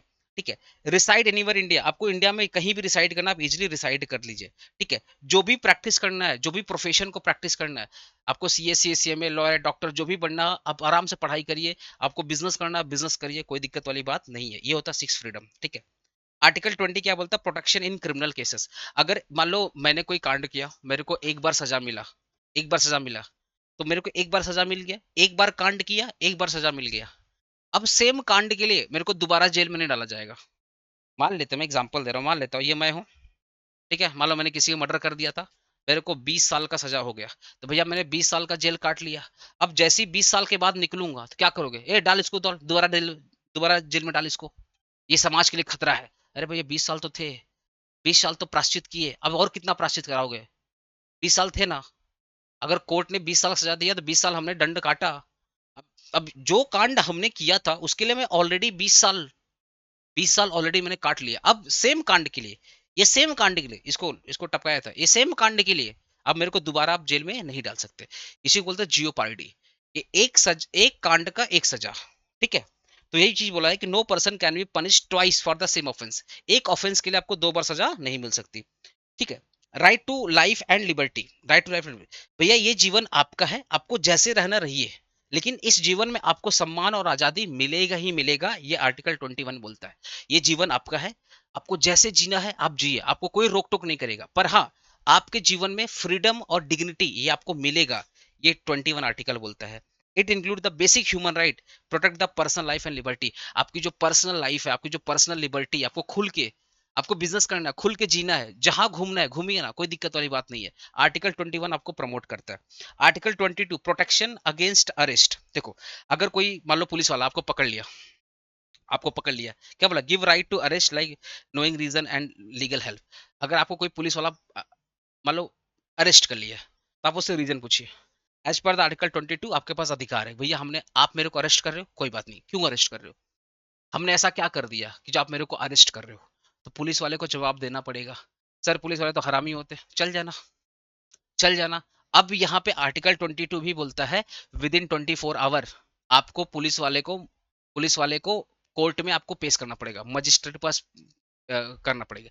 इसलिए पता है पुलिस वाले बड़े चालाक होते हैं, ये क्या करते हैं, सैटरडे को पकड़ते हैं या फ्राइडे, या मतलब जो सैटरडे बंद रहेगा कोर्ट, जो सैटरडे कोर्ट बंद रहेगा वो क्या करते हैं, फ्राइडे नाइट को पकड़ते हैं। फ्राइडे नाइट को पकड़ते हैं, सैटरडे कोर्ट बंद रहेगा, संडे कोर्ट बंद रहेगा। तो भैया कितने घंटे हो गए? लगभग 48 घंटे हो गए। अब 48 घंटे तो जेल में तुम्हारी इतनी कुटैया करते हैं, वो अलग बात है। लेकिन लॉ यही बोलता है कि अगर, लॉ यही बोलता है अगर कोई आपसे अरेस्ट करता है तो आपके पास रीजन है पूछने के लिए, आपका फंडामेंटल राइट है पूछने के लिए, आपने मुझे क्यों अरेस्ट किया, क्या रीजन इसके पीछे। अब फिर भी अगर पुलिस वाला आपको जबरदस्ती अरेस्ट करता है तो 24 आवर के अंदर उसको मजिस्ट्रेट पास, मतलब कोर्ट में आपको पेश करना ही पड़ेगा। मैं तुमको एक टिप बताता हूँ, कभी पुलिस वाला बोले, मान लो अरेस्ट करके ले गया जबरदस्ती, पुलिस वाला बोले ये एक्सेप्ट करो, एक्सेप्ट कर लेना, जेल में एक्सेप्ट कर लेना। ठीक है। कोर्ट में आके बोल देना सर मारने की धमकी दे रहा था, मार रहा था सर, गला दबा रहा था सर, इसलिए बोलना पड़ा। नहीं बोलते सर गला दबा देता, आया सर। तो याद रखना, पुलिस के मतलब अरेस्ट में दिया हुआ टाइम या पुलिस जेल में दिया हुआ गवाह कभी भी मान्य नहीं होता है। जेल में जो तुमने दिया है गवाह वगैरह, वो कभी मान्य नहीं होता है। मान्य होता है कटघरे में, कोर्ट के कटघरे में। थाना थोड़ी कटघरा है, थोड़ी थाने में अपने आप को जान बचाने के लिए बोला, हाँ माई बाप जो बोल रहे हो यही सही है, हम मर्डर किए हैं, हमको मजिस्ट्रेट ले जाओ, हमको कोर्ट में ले जाओ, और कोर्ट में जाकर पलट जाना। ये होता है आर्टिकल 22। ठीक है। It protect the individual from the illegal arrest and ensure the fair procedure. कि अगर आपको कोई पुलिस वाला पकड़े तो आप उससे क्वेश्चन करिए, स्टिल अगर बोल देता है तो आर्टिकल 22 बोलता है भैया 24 घंटे के अंदर आपको मजिस्ट्रेट पास ले जाना पड़ेगा। ठीक है। Right against exploitation. हमारे साथ ना बहुत अत्याचार होता है। कैसे? लोग ना, इस देश में लोग ना लोगों से काम करवाते, पेमेंट नहीं करते। तो आर्टिकल 23 बोलता है आप बिना पैसा दे करके जबरदस्ती किसी से काम नहीं करवा सकते। अगर काम करवाना है तो प्यार से करवाओ, पैसा दो। एक तो आप जबरदस्ती नहीं करवा सकते, अगर सामने वाला का मन नहीं है काम करने का, वो जॉब को छोड़ना चाहता है, उसको छोड़िए, उसको जाने दीजिए, पहला बात। और दूसरी बात क्या है, काम करवा ली और पैसा नहीं दिए, ये चलेगा नहीं, चल भी ना।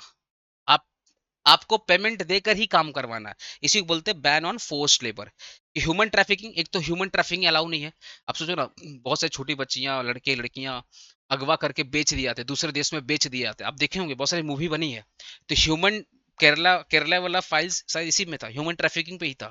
ठीक है, इस देश में ह्यूमन ट्रैफिकिंग अलाउ नहीं है। एक इंसान दूसरे इंसान को बेच के बिजनेस कर रहा है, वाओ, इंसान इंसान को बेच के बिजनेस कर रहा है, पॉसिबल नहीं है भाई। मतलब ऐसा बिजनेस पॉसिबल नहीं है इस देश में, फिर भी लोग करते हैं। तो ह्यूमन ट्रैफिकिंग नॉट अलाउड है। आप किसी को फोर्सफुली काम नहीं करवा सकते हैं। ठीक है, no one can force to work without payment. जब तक आपको पैसा नहीं मिलेगा तब तक आपको फोर्सफुली काम करने के लिए नहीं बोल सकता है। हाँ, पैसा लो, काम करो। अगर मान सम्मान पे बात आ रही, काम को छोड़ दो। जब वो आप जॉब छोड़ रहे हो तो सामने वाला रोक भी नहीं सकता है। ऑब्वियसली टर्म्स एंड कंडीशन को थोड़ा फुलफिल करना पड़ेगा। It protect the human dignity, ये ह्यूमन डिग्निटी को प्रोटेक्ट करने के लिए बनाया गया था। ठीक है, बैन ऑन चाइल्ड लेबर, जो बच्चे होते हैं ना, चाइल्ड लेबर। ठीक है, क्या होता है ना, हमारे यहाँ रूल है कि आप जो चाइल्ड लेबर है, अगर 14 साल तक है तो उसको फर्स्ट ऑफ ऑल, अगर आप उसको काम करवा रहे हो ना, तो आपको एजुकेशन का खर्चा उठाना पड़ेगा, ये रूल है। अगर एक बच्चे से आप काम कर, मतलब देख रहे बहुत से छोटे छोटे बच्चे देखना ढाबे या होटल या किसी भी मोदी खाना दुकान में काम कर रहे हैं, तो ये रूल है कि आप उस 14 साल तक आपको उसका पढ़ाई लिखाई का खर्चा उठाना पड़ेगा, ये रूल है। फिर उस 14 साल के बच्चे से आप ऐसे एरिया में या ऐसे जगह पे काम नहीं करा सकते जहां पर उसको जीवन खतरा है। जैसे कोल माइन, जमीन के अंदर जाके माइनिंग करना पड़ता, आप एक बच्चे को नहीं डाल सकते उसके अंदर। कोई कोई फैक्ट्री चल रही है जहां पे ऑयल गर्म हो रहा है, बड़ी बड़ी मशीनें चल रही है। ठीक है, कभी भी मशीन से कुछ भी हो सकता है, बच्चे की जान खतरा है, तो कोई भी हजार्डस प्लेस में बच्चे के साथ आप काम नहीं करवा सकते। ये आर्टिकल 24 बोलता है। Below the children below 14 can not work in hazard job. एक तो अगर जो 14 साल से कम का बच्चा है वो कोई भी हजार्डस, कोई भी खतरनाक प्लेस पे काम नहीं कर सकता। It protect the children's health and education, it protect the safety, उनके हेल्थ की बात करता है, उनके एजुकेशन की बात करता है। और 14 साल तक बच्चे अगर आपके फैक्ट्री में काम कर रहे हैं तो उनको पढ़ाना भी पड़ेगा आपको। Right to freedom and religion, article 25-28।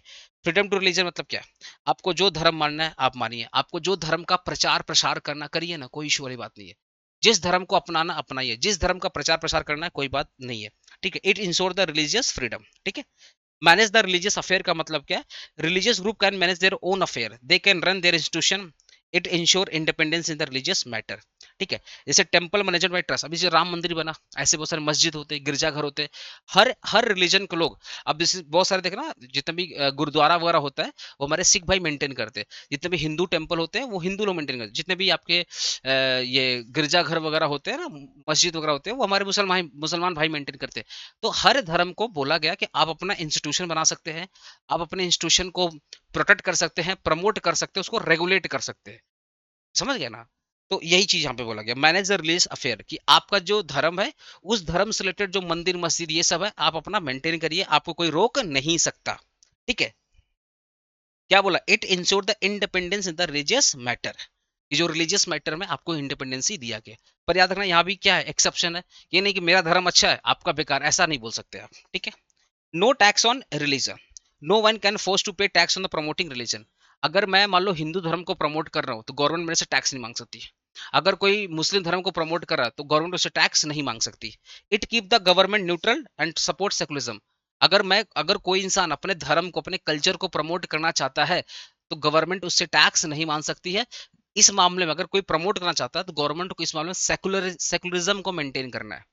Secularism मतलब क्या? गवर्नमेंट ना तो उस धर्म को प्रमोट करती ना इस धर्म को प्रमोट करती। गवर्नमेंट का काम है भैया सिंपल, लॉ एंड ऑर्डर को मेंटेन करो, सोशल वेलफेयर को प्रमोट करो, इस देश में जो गलत हो रहा है उसको रोको और सही काम करवाओ, यही है गवर्नमेंट का ऑब्जेक्टिव। ठीक है, अलग बात है गवर्नमेंट कुछ और करती है। No religious education in the state school. अगर गवर्नमेंट के जितने भी ऑफिसेस हैं, गवर्नमेंट के जितने भी स्कूल्स वगैरह हैं, वहां पे कोई भी रिलीजियस प्रेयर वगैरह नहीं होगा, यही बात लिखा है। Government school can not give religious instruction. कोई भी गवर्नमेंट स्कूल में आप धर्म की बात नहीं कर सकते, किसी जाति पाति की बात नहीं कर सकते। नॉर्मली स्कूल में प्रेयर होता है तो आप वंदे मातरम ये सब करवा सकते हैं, लेकिन कोई पर्टिकुलर रिलीजन का प्रेयर वगैरह नहीं कराएंगे। देखिएगा, जैसे जैसे मैं जैसे आप पढ़े होंगे, क्रिश्चियन स्कूल में पढ़े होंगे, जैन स्कूल में पढ़े होंगे, तो उनका खुद का एक प्रेयर होता है। गवर्नमेंट स्कूल में इसलिए कोई प्रेयर वेयर नहीं होता। इट मेंटेन द न्यूट्रलिटी, आपको न्यूट्रल रहना पड़ेगा। Culture and education right, protection of culture, minority can protect their language and culture, it preserve diversity and respect the tradition. अब बताओ ना, इस बंगाल में मैक्सिमम कौन है? बंगाली है। यहाँ की माइनॉरिटी कौन है? बिहारी है, यूपी वाले हैं, या अदर स्टेट के लोग होंगे वो माइनॉरिटी है, मरवाड़ीज है। इस बंगाल में मैक्सिमम क्या है? बंगाली है। तो माइनॉरिटी कौन है? बंगाली यहाँ पे सुपेरिटी में है, मतलब ज्यादा पॉपुलेशन की है। तो माइनॉरिटी में कौन है? बिहारी है, मरवाड़ी है। अब अगर कोई बिहारी छठ पूजा करना चाहता करे ना, अगर कोई मरवाड़ी अगर मान लो गणगौर का पूजा करना चाहता करे ना, अगर कोई मान लो सिख धर्म वाले जो आते हैं गुरु नानक जयंती अगर आप करना चाहते करे ना, जैन भाई कुछ करना चाहते करे, कोई दिक्कत वाली बात नहीं है। आप अपने धर्म, आप अपने जाति का, कल्चर का, धर्म का प्रचार प्रसार कर सकते हैं, आपको कोई रोक नहीं सकता। जितने भी माइनॉरिटी हैं उनको इक्वल राइट दिया गया है, इक्वल राइट दिया कि आप अपने धर्म का, अपने कल्चर का आप प्रचार प्रसार कर सकते हैं, आपको कोई रोक नहीं सकता। इसको बोलते हैं प्रमोशन ऑफ कल्चर, ठीक है। राइट टू एजुकेशनल इंस्टीट्यूट्स, हर एक, क्या बोला, एजुकेशनल इंस्टीट्यूट, मतलब सुनो, minority can open the manage the educational institute, it support their development. कितने सारे आपने देखा होगा मुस्लिम स्कूल्स हैं, मुस्लिम कॉलेजेस हैं, कितने सारे हिंदू स्कूल हैं, हिंदू कॉलेजेस हैं, कितना सिख कॉलेज है, किसी सिख स्कूल्स है। तो कोई भी माइनॉरिटी अपने नाम का स्कूल वगैरह खोल सकता है, माइनॉरिटी स्कूल एंड, जैसे BHU हो गया जो मुस्लिम हिंदू लोग का है, अलीगढ़ मुस्लिम कॉलेज ये हो गया। तो कोई भी माइनॉरिटी अपने नाम का एजुकेशनल इंस्टीट्यूट खोल सकता है, ठीक है। राइट टू कॉन्स्टिट्यूशनल रेमेडी, ये क्या बोलता है कि अगर कोई भी इंसान आपके जो फंडामेंटल है, जो फंडामेंटल राइट है, इस फंडामेंटल राइट को अगर कोई वायलेट कर रहा है, जैसे मेरे को राइट टू स्पीच, मेरा बोलना, अब मुझे कोई जुबान पकड़ के बंद कर दे, तेरे को बोलने नहीं देंगे, मेरे को इंडिया में मैं कहीं रहने गया, मेरे को भगाया जा रहा है, इस देश में अगर आपका कोई भी फंडामेंटल राइट, मैं मान लो हिंदू धर्म को प्रमोट करना चाहता हूँ, मुझे रोका जा रहा है, मेरे से गवर्नमेंट टैक्स मांग रही है, तो अगर मेरा कोई भी फंडामेंटल राइट कोई भी इंसान वायलेट कर रहा है, या गवर्नमेंट मेरे को फोर्सफुली मना कर रही है कि नहीं ये काम तुम नहीं कर सकते, इस केस में मैं सुप्रीम कोर्ट जा सकता हूं और अपने फंडामेंटल राइट को एक्सरसाइज करवा सकता हूं। तो अगर आपका फंडामेंटल राइट खतरे में है, भैया सुप्रीम कोर्ट जाइए, सुप्रीम कोर्ट आपका साथ देगी, यही बोलना चाहता है आर्टिकल 32, ठीक है। It protect all the fundamental right called the heart of constitution. Article 32 को बोलते हैं हार्ट ऑफ कॉन्स्टिट्यूशन, क्यों? क्योंकि ये सारे के सारे फंडामेंटल राइट को प्रोटेक्ट करता है, ठीक है। समझ गए? समझ गए सर? फंडामेंटल राइट के फीचर्स क्या, थोड़ा पढ़ लो। गारंटी बाय द कॉन्स्टिट्यूशन, ये जो ये फंडामेंटल राइट का पहला फीचर्स है, ये जो राइट, ये जो फंडामेंटल राइट है, इसका गारंटी कौन देता है? कॉन्स्टिट्यूशन देता है, क्योंकि ये बात कॉन्स्टिट्यूशन में लिखा गया है। जस्टेबल नेचर, ऑब्वियसली सबके साथ जस्टिस कर रहा है, हर धर्म को प्रमोट कर रहा है, और हर धर्म को बोल रहा है भैया अपना अपना काम आप कर सकते हैं। No absolute but limited. अब ये जो फंडामेंटल राइट है ये एब्सोल्यूट नहीं है, लिमिटेड है। लिमिटेड मतलब आपके पास फंडामेंटल राइट है, पर अगर as per the circumstance government इसको और भी रिस्ट्रिक्ट कर सकती। जैसे पहले एक आर्टिकल 31 हुआ करता था, देखना ना, 20 30 का तो 32 पे आ गए, 31 खत्म कर दिया। आर्टिकल 31 में क्या था ना, कि एक था right to protect your property, right to property बोल के एक फंडामेंटल राइट था। तो गवर्नमेंट जब भी कोई प्रोजेक्ट बना रही थी ना, तो बीच में सब किसी घर आ जा रहा है, किसी खेत आ जा रहा है, तो लोग बोलते थे नहीं मेरा ये फंडामेंटल राइट है, तुम मेरा, गवर्नमेंट को लोग बोलते थे कि तुम मेरा प्रोटेक्ट, तुम मेरा घर नहीं ले सकते, तुम मेरा खेत खलियान नहीं ले सकते थे। तो गवर्नमेंट को लगा भैया इस राइट की वजह से हमारा तो बड़ा नुकसान हो जाएगा, हमारा तो कोई प्रोजेक्ट कंप्लीट नहीं होगा। तो लास्ट में गवर्नमेंट क्या करती, पार्लियामेंट बुलाती है, बैठक करती है, और कॉन्स्टिट्यूशन मतलब अमेंड करती है, ये आर्टिकल 31 को फंडामेंटल राइट से हटा करके लीगल राइट में कर दिया। तो देखो ना, एक फंडामेंटल राइट को गवर्नमेंट ने बना दिया लीगल राइट, तो इसको बोलते हैं रिस्ट्रिक्शन। तो गवर्नमेंट आपके राइट को रिस्ट्रिक्ट कर सकती है पर खत्म नहीं कर सकती है, ऐसा नहीं। आपका जो राइट है वो लिमिटेड है, अनलिमिटेड नहीं है, ठीक है। ये सारे सिटीजन को अवेलेबल है, ये इसलिए दिया गया गवर्नमेंट आपके साथ कुछ गलत ना कर पाए, इक्वालिटी ऑफ फ्रीडम को प्रमोट करने के लिए दिया गया है, ठीक है। ये फंडामेंटल राइट इमरजेंसी के टाइम पे, जैसे भी कोरोना आया था, कोरोना में कोई घूमना चाहता है, भैया लॉकडाउन लगा है कैसे घूमोगे, नहीं नहीं हमारे पास फंडामेंटल राइट है, नहीं जाना देंगे, कोरोना हुआ है, जाएगा तो कोरोना दीदी पकड़ लेंगे तेरे को, आया वो सामने, तो नहीं जा सकते। तो इमरजेंसी टाइम पे, खराब टाइम पे, वार के टाइम पे आपका जो फंडामेंटल राइट है वो काम नहीं करेगा, ठीक है। चलिए नेक्स्ट क्वेश्चन आ जाते हैं। जो क्वेश्चन पढ़ा दिया ना 1 2 3 एग्जाम में देख लेना, इसी में से पक्का एक क्वेश्चन रहेगा, पक्का बता रहा हूँ 25 नंबर का क्वेश्चन रहेगा, ठीक है ना। फंडामेंटल ड्यूटी क्या है? Write a short note on 51A constitution of India और indicate the matter mention in the article 51A of Indian constitution, ठीक है ना। तो फंडामेंटल ड्यूटी क्या है, यही सेम क्वेश्चन, सेम क्वेश्चन कितने तरीके से पूछ रहा है। पहला बोला फंडामेंटल ड्यूटी क्या है पहला, फिर बोल रहा है मेंशन द आर्टिकल 51A, मतलब वो फंडामेंटल ड्यूटी की बात कर रहा है, ठीक है। फिर बोला कौन कौन से मैटर आर्टिकल 51 में लिखा गया, वो फंडामेंटल ड्यूटी की बात कर रहा है। तो टोटल भैया 11 मैटर हैं। ये बहुत इंपॉर्टेंट क्वेश्चन है, अच्छे से याद करके जाना, एग्जाम में आएगा ही आएगा, चाहे डे इवनिंग मतलब रहेगा ही रहेगा, डे इवनिंग मॉर्निंग में कहीं ना कहीं मिलेगा ही मिलेगा ये क्वेश्चन। तो पहला क्या है, पहला फंडामेंटल ड्यूटी क्या है? To abide by the constitution and respect is ideal and institution. पहला क्या है? पहला फंडामेंटल राइट है, सॉरी पहला फंडामेंटल ड्यूटी है कि हमें अपने कॉन्स्टिट्यूशन को रिस्पेक्ट करना है। कॉन्स्टिट्यूशन में जो भी चीजें बोली गई हमें उसको मानना पड़ेगा। every citizen must follow the constitution, respect the institution like parliament, judiciary and executive। हमें गवर्नमेंट की जितनी भी गवर्नमेंट जितने भी ऑफिसेस है, जो पार्लियामेंट है, जो इलेक्शन कमीशन ऑफ इंडिया है, आरबीआई है, जो एग्जीक्यूटिव बॉडी है, हमें हर चीज को सम्मान देना पड़ेगा। तो पहला ड्यूटी है कि हमें कॉन्स्टिट्यूशन को मानना पड़ेगा। गवर्नमेंट की जितनी भी प्रॉपर्टी वगैरह है, पार्लियामेंट है, स्टेट असेंबली है, हमें सबका सम्मान करना पड़ेगा। यहाँ पे जो भी कानून बनता है वो आपको मानना ही पड़ेगा। भैया कानून कहाँ बनता है? पार्लियामेंट के अंदर। तो पार्लियामेंट जो भी कानून बनाता है हमें मानना पड़ेगा। गवर्नमेंट ने जो भी पॉलिसी बनाई हो हमें मानना पड़ेगा। हाँ, अलग बात है अगर पॉलिसी अगर समाज के खतरे के लिए तो आप आवाज उठा सकते हैं, पर अगर पॉलिसी आपके भले के लिए तो आपको मानना पड़ेगा। ये पहला पॉइंट हो गया, पहला ड्यूटी। देखो फंडामेंटल राइट मतलब क्या? ये आपको अधिकार दिया गया, तो अधिकार के साथ साथ आपको कुछ ड्यूटी दिया गया। इस देश में हो तो सिर्फ अधिकार की बात करो क्या? अरे कुछ रिस्पॉन्सिबिलिटी निभाओ। बिना रिस्पॉन्सिबिलिटी का जीवन खराब होता है भैया, जीवन में रिस्पॉन्सिबिलिटी होना चाहिए। तो ड्यूटी के साथ राइट के साथ साथ आपको कुछ ड्यूटी दिया गया, इससे क्या बैलेंस हो गया। यहाँ क्या होगा? बैलेंस। तो ये फंडामेंटल, देखो याद रखना, ये जो फंडामेंटल ड्यूटी था पहले नहीं था। ये फंडामेंटल ड्यूटी 44th अमेंडमेंट में आया, 1978 में आया। बहुत इंडिया आजाद हुआ उसके कितने सालों के बाद ये फंडामेंटल ड्यूटी लाया गया। क्यों लाया गया? क्यों लाया गया? प्रमोट करने के लिए, इक्वालिटी को प्रमोट करने के लिए, केवल मतलब बैलेंस करने के लिए कि फंडामेंटल राइट तो था तो फंडामेंटल ड्यूटी भी लाओ।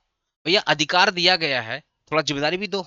इससे क्या रहेगा? एक इंसान जब जिम्मेदार होगा अपने देश के प्रति, तो इससे क्या होगा ना, देखो फंडामेंटल ड्यूटी से लाया गया कि लोग गवर्नमेंट की बात मानेंगे, लोग कानून को मानेंगे, पार्लियामेंट को मानेंगे, सुप्रीम कोर्ट के जजमेंट को लोग मानेंगे। ये आपका फंडामेंटल ड्यूटी है। अगर आपको फंडामेंटल राइट मिला है तो आपको फंडामेंटल ड्यूटी भी इसलिए लाया गया कि अगर आप अपने अधिकारों की बात करते हैं तो ये आपका धर्म है, आपको मानना पड़ेगा। तब जाके बैलेंस होगा चीजें, तब क्या होगा? बस रिस्पॉन्सिबिलिटी और राइट क्या होंगे? बैलेंस होंगे। तो चीजों को बैलेंस करने के लिए फंडामेंटल ड्यूटी को लाया गया। ये फंडामेंटल ड्यूटी जो आया है ना, ये यूएसआर मतलब आज के टाइम पे यूएसआर नहीं है, अब रसिया है। ये जो फंडामेंटल ड्यूटी है ये रसिया से लाया गया था, ठीक है। दूसरा फंडामेंटल ड्यूटी, दूसरा हमारा ड्यूटी क्या है? To respect the national flag and national anthem. हमें अपने देश का जो नेशनल एंथम है, जो हमारा जो फ्लैग है उसको रिस्पेक्ट करना पड़ेगा। To cherish follow the idea of struggle, freedom struggle. हमारे देश में भगत सिंह हुए हैं, महात्मा गांधी हुए, बहुत सारे फ्रीडम फाइटर हुए हैं। हमें उनके विचारधारा का, आइडियोलॉजी का, उनके ज्ञान का, उनके जो मार्गदर्शन दिखाए हैं हमें उनका सम्मान करना है और उनके आइडियोलॉजी को फॉलो करके चलना है। मतलब महात्मा गांधी ने क्या बोला था? भैया वायलेंस नहीं करना, तो फिर मान के चलना है। समझ गए? अहिंसा परमो धर्मों को बोले थे ना, वो मान के चलना है। तो आइडियल जो हमारे फ्रीडम फाइटर थे, जो स्वतंत्रता संग्रामी थे, उनके आइडियोलॉजी को फॉलो करना है, उनको सम्मान देना, उनकी बुराई नहीं करना है। इस देश में देखना लोग गाली कितना देते हैं महात्मा गांधी को। दो टाइप के लोग हैं, नाथूराम गोडसे, महात्मा गांधी। कोई किसी को गाली देता है, ठीक है, लेकिन हमारा संविधान बोलता है कि हमें अपने फ्रीडम फाइटर का सम्मान करना है, उन्हें गाली नहीं देना है। आया हुआ सामने, आपको सम्मान देना, उनको उनके आइडियोलॉजी को फॉलो करना है। अगर उनकी आइडियोलॉजी आपको पसंद नहीं आ रहा तो इसका मतलब है नहीं चिल्लाना, नहीं नहीं ये तो गलत थे, गलत थे। नहीं, आपको पसंद नहीं आ रहा अब मत फॉलो करिए, लेकिन इसका मतलब है नहीं कि आप दूसरों को भी गुमराह करो तो भी मत फॉलो कर। तो आपको अपने फ्रीडम फाइटर को सम्मान देना, उनके आइडियोलॉजी को प्रमोट करना है, उनको आइडियोलॉजी को मानना है, नहीं मानना है इस दिल में रखना है, जुबान पे नहीं लाना है, ठीक है। To uphold the protect sovereignty, unity and dignity of India. अपने देश की सोवरेनिटी, एकता और इंटीग्रिटी बोलते हैं ना, संप्रभुता और अखंडता को प्रमोट करना। इस देश का जो इंडिपेंडेंसी है, इस देश की जो एकता है, इस देश की जो अखंडता है, उसको आपको प्रमोट करना है। मतलब इस देश को टुकड़े टुकड़े टुकड़े नहीं होने देना है। जब इमरजेंसी की बात आई, आया हुआ सामने, जब भी इस देश को आपकी जरूरत है आपको खड़ा रहना पड़ेगा। तो आपका धर्म है इस देश की सोवरेनिटी को मेंटेन करना, इस देश की यूनिटी को मेंटेन करना, इस देश को एक रखना, इंटीग्रेट करके रखना। सारे स्टेट को मिला करके इंडिया बना है, तो सारे स्टेट का धर्म है हम आपस में जुड़े रहें, तब जाकर हम इंडिया कहलाएंगे। अब कोई स्टेट अगर हमसे अलग हो जाएगा तो कैसे भैया इंडिया का पार्ट होगा? तो सारे स्टेट, सारे लोग एक दूसरे को संभाल के चलेंगे, दूसरे को मेंटेन करके चलेंगे, एक दूसरे का साथ निभाएंगे। ये है आपका फंडामेंटल ड्यूटी। नेक्स्ट क्या बोलता है? To defend the country and render the national services when call. अगर इमरजेंसी, अभी वार का टाइम आता ना, अभी देखो पाकिस्तान से वार होने वाला था, अब कल को ये वार अगर ज्यादा हो जाता तो सारे देश एक होकर लड़ाई करते। अभी देखो ना, ईरान और इजराइल में चल रहा था, सारे ईरान के लोग एक हो गए थे, बोले हम घुस के मारेंगे इसराइल को, ज्यादा इसराइल चिल्लाएगा तो आ जाए अमेरिका, हम देख लेंगे। आया सामने? ऐसे इजराइल के लोग भी देख लेंगे ईरान को। तो दोनों दोनों देश के लोग, सारे मतलब people people of the nation सब एक हो गए वार के टाइम पे। वैसे ही आपका फंडामेंटल ड्यूटी ये है कि अगर इस देश में वार हुआ तो सारे लोग एक हो जाएंगे और सब मिल करके इस देश की अखंडता, संप्रभुता, एकता को बनाए रखेंगे। इस देश को टुकड़े टुकड़े टुकड़े टुकड़े होने से बचाएंगे। इस देश की जो इंडिपेंडेंसी है उसको मेंटेन करके चलेंगे। तो सबका धर्म है इस देश को प्रमोट करना, इस देश को टुकड़े टुकड़े होने से बचाना। तो वार के टाइम पे सबको एक हो जाना है। Every citizen should be ready serve the country during the war and emergency. War के टाइम पे सबको एक होकर के लड़ाई करना। भैया देश बचेगा तो हम हैं, तो पहले देश। To promote harmony and brotherhood among all, सबके अंदर भाईचारा मेंटेन करना है, अपनापन मेंटेन करना है, सेंस ऑफ बिलोंगिंगनेस डालना है। To renounce practice derogatory to dignity of women. हमें इस देश में ना, हमें इस देश में फर्स्ट ऑफ ऑल जो विमेन है जो महिला है, उनको सम्मान देना है, उनको रिस्पेक्ट देना है, और विमेन एम्पावरमेंट की बात करना, महिला सशक्तिकरण की बात करना है। हमें विमेन को आगे बढ़ाना है। जिस देश में चाइना इतना आगे क्यों है, उसके पीछे सबसे बड़ा रीजन है विमेन। उस देश में मैन और विमेन इक्वली है भाई, इक्वली, इसलिए बहुत बहुत आगे गया है चाइना। आया सामने, बहुत बड़ा एग्जांपल है वर्ल्ड के लिए चाइना। चाइना में जितना भैया मैन, इवन मैन से ज्यादा खटती है भाई विमेन।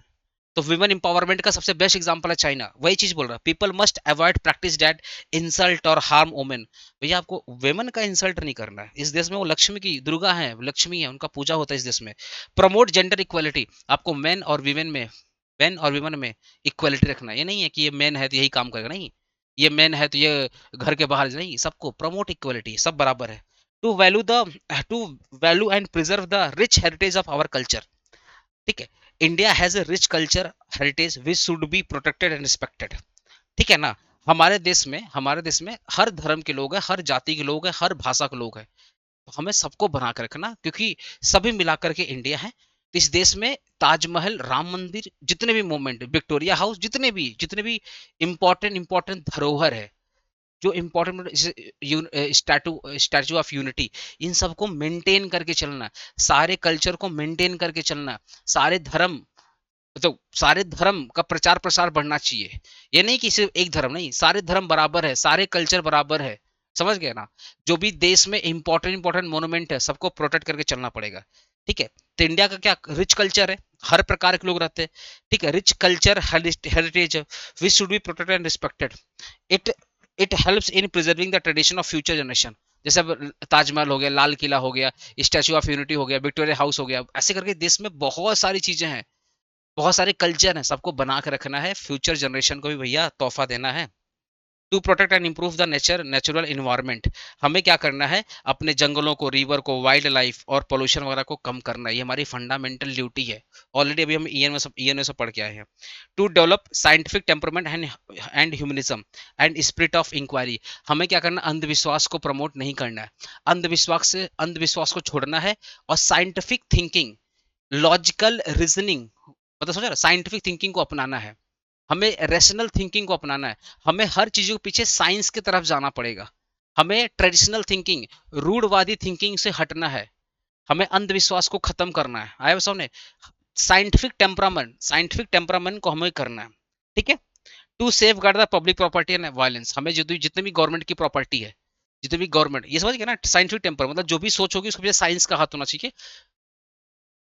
ये सब हटाना, चले हटाना हटाना है सब, ये अंधविश्वास वगैरह नहीं। To safeguard the public property and wide violence, हमें क्या, पब्लिक प्रॉपर्टी को सेव करना है भैया। जो पब्लिक प्रॉपर्टी है, चाहे रोड हो, चाहे रेलवे, हर चीज को हमें सेव करना है। हमारे टैक्स के पैसेज बना है तो हमें उसको सेव करना पड़ेगा। True strive toward the excellence in all sphere of life, आपको एक्सेलेंस के लिए जाना है, आपको एक्सेलेंस ले जाना। आप जिस फील्ड में जाओ आपको झंडे गाड़ने हैं। मैं टीचिंग के फील्ड में, मुझे यहाँ भी झंडे गाड़ने हैं। आप कल को बिजनेस करेंगे, वहां भी झंडे गाड़ने हैं। आपको हर जगह झंडे गाड़े, मतलब आपको टॉप बनना, आपको बेस्ट बनना है। आपको इतना मेहनत करना है, आपको आपको बिना थके रात दिन मेहनत करना है और एक्सेलेंसी को टच करना है। ठीक है, आपको बेस्ट बनना, आप जिस भी फील्ड में होंगे आपको उसका, आपको उसमें बेस्ट बनना पड़ेगा। This is your fundamental duty. तो जिस फील्ड में जाओ भाई, झंडे गाड़ दो। To provide education to children, अभी एक हो गया तुम्हारा भैया, जो एजुकेशन है मतलब बच्चे लोग को, ये ड्यूटी हमारा है। ये एक्स्ट्रा मैंने डाल दिया है यहाँ पे कि जो बच्चा है ना, बच्चे को 6 से 14 साल के बीच में उसको एजुकेशन देना कर्तव्य है। ठीक है, तो फंडामेंटल ड्यूटी हो गया। कॉन्स्टिट्यूशन और कॉन्स्टिट्यूशनलिज्म क्या होता है, देखो डिफरेंस देख लो। Constitution is written document that contain the rules and law of governing country. Constitution क्या है सर? एक रिटन डॉक्यूमेंट है जिसको देख करके, जिसको पढ़ करके हमें ये समझ में आता है गवर्नमेंट कैसे चलेगी, देश कैसे चलेगा। कॉन्स्टिट्यूशनलिज्म क्या बोलता है? It is the idea that government power should be limited and control by the constitution. It focus on the proper use of power. ये भैया बोलता है गवर्नमेंट, ये बोलता है गवर्नमेंट की जो पावर है ना, लिमिटेड है। गवर्नमेंट कॉन्स्टिट्यूशन के ऊपर में नहीं है, गवर्नमेंट कॉन्स्टिट्यूशन से बना है, तो कॉन्स्टिट्यूशन के अंदर है। ऐसा ना, गवर्नमेंट अपनी मनमानी नहीं कर सकती है। तो कॉन्स्टिट्यूशनल ये बोलता है गवर्नमेंट अपना काम ढंग से कर रही है या नहीं कर रही है, ये बताता है कॉन्स्टिट्यूशन। और ये साथ में ये भी बोलता है कि जो भी गवर्नमेंट है, चाहे सीएम हो चाहे पीएम है, कॉन्स्टिट्यूशन के अंदर रह के काम करना है, कॉन्स्टिट्यूशन को फॉलो करके काम करना है, अपने पावर का मिसयूज नहीं करना है। आया समझे? और इस देश में जो भी कॉन्स्टिट्यूशन में लिखा गया है आपको उसको फॉलो करना है। गवर्नमेंट क्यों बनाया गया? लोगों को प्रोटेक्ट करने के लिए, लॉ एंड ऑर्डर को मेंटेन करने के लिए, सोशल वेलफेयर को मेंटेन करने के लिए, सोशल जस्टिस के लिए गवर्नमेंट को बनाया गया है। आप उसके लिए गवर्नमेंट बने तो आपको यही काम करना है, आपको यही काम करना है। दैट इज मतलब कॉन्स्टिट्यूशनिज्म। मतलब क्या बोलता है? It is idea that government power should be limited, government का जो पावर है लिमिटेड होना चाहिए, कंट्रोल बाय द कॉन्स्टिट्यूशन। और इसकी पावर किससे कंट्रोल होगी? कॉन्स्टिट्यूशन से कंट्रोल होगी। It focus on the proper use of power. ठीक है sir, it is a legal document with written provision. It is a concept और principle that ensure that constitution is follow in the practice. ये क्या है? एक प्रकार का principal है जो ये बताता है कि गवर्नमेंट को कॉन्स्टिट्यूशन फॉलो करना पड़ेगा। इस देश को चलाना है तो कॉन्स्टिट्यूशन फॉलो करना पड़ेगा। Focus on the structure of government, focus on the limiting the government power. इस फोकस होता है गवर्नमेंट के लिमिटिंग, मतलब गवर्नमेंट का जो पावर है ना, अनलिमिटेड नहीं है, गवर्नमेंट पावर क्या लिमिटेड है। और गवर्नमेंट अपने पावर का मिसयूज नहीं कर सकती। समझ गए? The main objective to establish the rules for governance. The main objective to ensure government work within the limit and respect the right. इसका जो इसका जो ऑब्जेक्टिव है, गवर्नमेंट अपने पावर के अंदर है, कॉन्स्टिट्यूशन को फॉलो करे और लोगों को भले के बारे में सोचे, लोगों का जो अधिकार है उसको दे। It is enforced through the law and institution like court. It is enforced through the practice like rule of law, judiciary review and accountability. ठीक है, अगर कॉन्स्टिट्यूशन को फॉलो करना है तो भैया कानून और इंस्टीट्यूशन मतलब कोर्ट के हिसाब से फॉलो करना पड़ेगा। ठीक है, it ensures the rule of law. Rule of law मतलब क्या? सबके लिए इक्वालिटी है। कानून, चाहे आप गवर्नमेंट है, चाहे आप, पता है रफाल वाले मैटर पे मोदी जी को आना पड़ा था कोर्ट में, और पूरा एक एक रुपया का हिसाब देना पड़ा था। तो इस देश में कॉन्स्टिट्यूशन क्या बोलता है? इस देश में ना लॉ सबके लिए है, चाहे आप गवर्नमेंट ही क्यों ना हो। इस देश में कानून सबके लिए है, गरीब अमीर गवर्नमेंट सबके लिए कानून है। इसको बोलते हैं रूल ऑफ लॉ।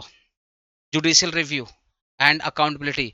अगर आप कल को गलत काम करेंगे तो भैया कोर्ट में आना पड़ेगा और अपनी जिम्मेदारी, बोले ना, मोदी जी को तो इसी के थ्रू ले गया ना। ये राहुल गांधी बोल रहे थे कि रफाल में घोटाला हुआ है, सुप्रीम कोर्ट में गए मोदी जी, अब पूरा हिसाब देकर आए। इसी को बोलते हैं कॉन्स्टिट्यूशनिज्म की रूल ऑफ लॉ, कि कानून नजर में सारे गवर्नमेंट बराबर है। कल को कोई गवर्नमेंट अगर गलत काम करेगा तो भैया जुडिशरी में आना पड़ेगा, आपका रिव्यू होगा और आपकी जिम्मेदारी तय की जाएगी।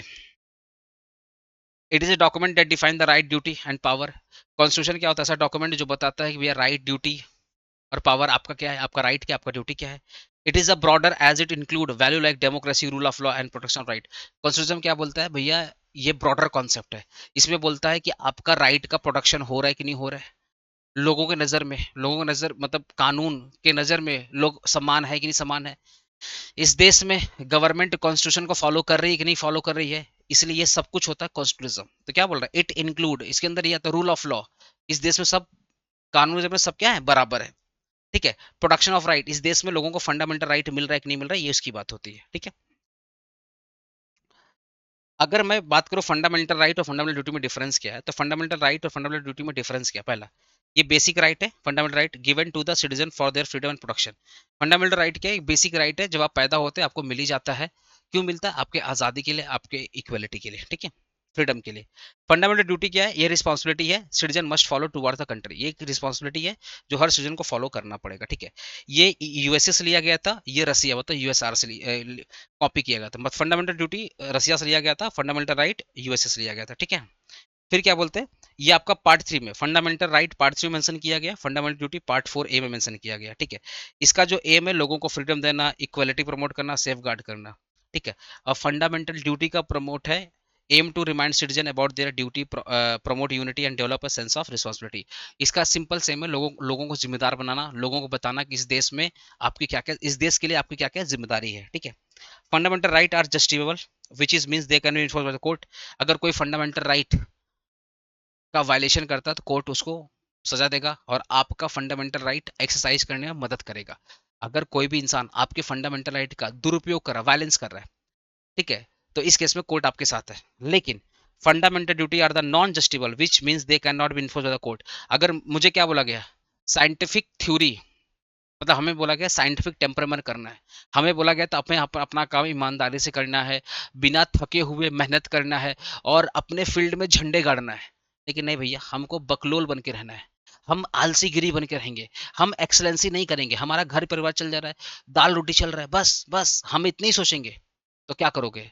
ऐसी सोच पे हमको जेल में डालोगे? नहीं डाल सकते, क्योंकि इस देश में फंडामेंटल ड्यूटी, आपका आपको क्या बोला गया था, एंथम वगैरह, नेशनल फ्लैग वगैरह को सम्मान देना है।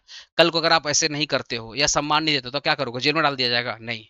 तो फंडामेंटल ड्यूटी, अगर कोई इस देश में, सिंपली बोल रहा हूँ, इस देश में अगर कोई फंडामेंटल ड्यूटी नहीं निभाता है तो आप उसको जेल में नहीं डाल सकते, ठीक है। 6 फंडामेंटल ड्यूटी है यहाँ पे, 11 6 फंडामेंटल राइट है यहाँ पे, 11 फंडामेंटल ड्यूटी है, ठीक है। ठीक है, ये जितना भी फंडामेंटल राइट है वो गवर्नमेंट से मांगोगे, ना कि प्राइवेट लोगों से मांगोगे, ठीक है। आप मेरे से आकर, मैं भाई प्राइवेट इंसान, आप मेरे से आकर फंडामेंटल राइट की बात नहीं कर सकते। आपको अगर अपनी राइट मांगना है तो गवर्नमेंट से मांगिए, गवर्नमेंट मतलब सबसे मांगे, जो भी, आप कैलकाटा यूनिवर्सिटी से मांगिए, आप सेंट्रल गवर्नमेंट से मांगिए, आप स्टेट गवर्नमेंट से मांगिए, सारे जितने कॉलेजेस हैं, केएमसी, आप उनसे मांगिए ना, हमसे मत मांगिए। This duty are obligation of citizen towards the society and towards the state and society. Fundamental duty क्या है? एक ऑब्लिगेशन, एक जिम्मेदारी है अपने समाज के लिए, अपने देश के लिए, ठीक है। अब 4 क्वेश्चन और है, 6 हो गए, 4 क्वेश्चन और है। अब ये क्वेश्चन बोल रहा है, discuss the backdrop of the emergence of fundamental duty in the Indian constitution, analysis in the context the value and significance, utility, importance of fundamental duty. क्या बोल रहा है, ध्यान सुनो। बोल रहा है backdrop of emergence of fundamental duty, मतलब फंडामेंटल ड्यूटी क्यों लाया गया, फंडामेंटल ड्यूटी क्यों लाया गया, क्या जरूरत था भैया? 1950 में कॉन्स्टिट्यूशन बनकर के रेडी हो गया था, तो 1976 1976 में फंडामेंटल ड्यूटी लाने का क्या जरूरत था, ये क्वेश्चन है। Analyse the context of value and significance. अच्छा, तुमको बोले वैल्यू, बोले सिग्निफिकेंस, बोले यूटिलिटी, बोले इंपॉर्टेंस, बोले आंसर एक ही होगा, ये वाला आंसर, ये वाला answer. Value of fundamental duty, significance बोला तो ये इसका वैल्यू है, ये इसका वैल्यू है। और अगर सिग्निफिकेंस बोले, सुनो, सिग्निफिकेंस बोले या यूटिलिटी बोले या इंपॉर्टेंस बोले, वही आंसर नीचे होगा। इसको बोलते हैं general importance of fundamental duty. Fundamental duty का 2 इंपॉर्टेंस है, एक है लीगल इंपॉर्टेंस, एक है जनरल इंपॉर्टेंस। ये कौन सा इंपॉर्टेंस है? जनरल इंपॉर्टेंस है। कौन सा इंपॉर्टेंस है? General importance. लीगल इंपॉर्टेंस पूछेगा तो वहां पे लीगल वर्ड मेंशन रहेगा, ठीक है। तो यहाँ पे मैं थोड़ा पढ़ के समझा देता हूँ। यहाँ पे लिखा गया, देखो ध्यान से, fundamental duty are the moral obligation. अच्छा, ये पीडीएफ में भेज दूंगा और व्हाट्सएप ग्रुप में ज्वाइन करना भाई। अगर अभी तक समझ में आ रहा था, वीडियो को लाइक करो ना, वीडियो को पॉज करके वीडियो को लाइक करो, शेयर कर दो अपने कॉलेज ग्रुप में। 1 सेकंड लगता तुमको शेयर करने में, और वीडियो को लाइक करने शेयर करने तुमको 1 से 2 सेकंड लगता है। थोड़ा अपना भी कीमती वक्त निकालो मेरे लिए भी, ठीक है। वीडियो को शेयर कर देना हर कॉलेज ग्रुप में, अब बता देना भैया समझ में आया या समझ में नहीं आया, प्लीज बताना। Fundamental duty are the moral obligation of the every citizen, ये नॉर्मली बोला है। ये कहाँ मेंशन किया? पार्ट 4 ए में किया है मेंशन, ठीक है। This duty were added by the 42nd amendment act 1976। 1976 में इसको लाया गया था 42nd अमेंडमेंट में, ठीक है ना।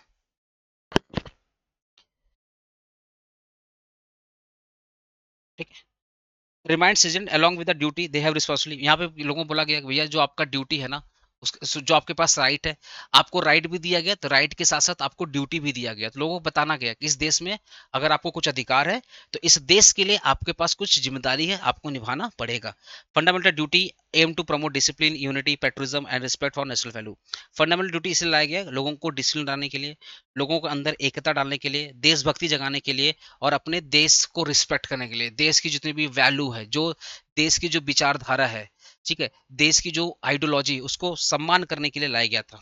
ठीक है, ये बहुत इंपॉर्टेंट रोल प्ले करता है हमारे डेमोक्रेटिक, हमारा हमारा देश क्या लोकतंत्र है, इंडिया क्या एक डेमोक्रेटिक कंट्री है, तो डेमोक्रेटिक कंट्री में फंडामेंटल ड्यूटी बहुत इंपॉर्टेंट रोल प्ले करता है। ठीक है ना, ये क्यों लाया गया, देखो ध्यान से। पहला, फंडामेंटल ड्यूटी 1950 में प्रेजेंट नहीं था, ये इंट्रोड्यूस किया गया लेटर में। ठीक है, क्यों लाया गया, पहले need to balance right and duty, right के साथ साथ ड्यूटी भी लाया गया, जिससे क्या रहे, बैलेंस रहे।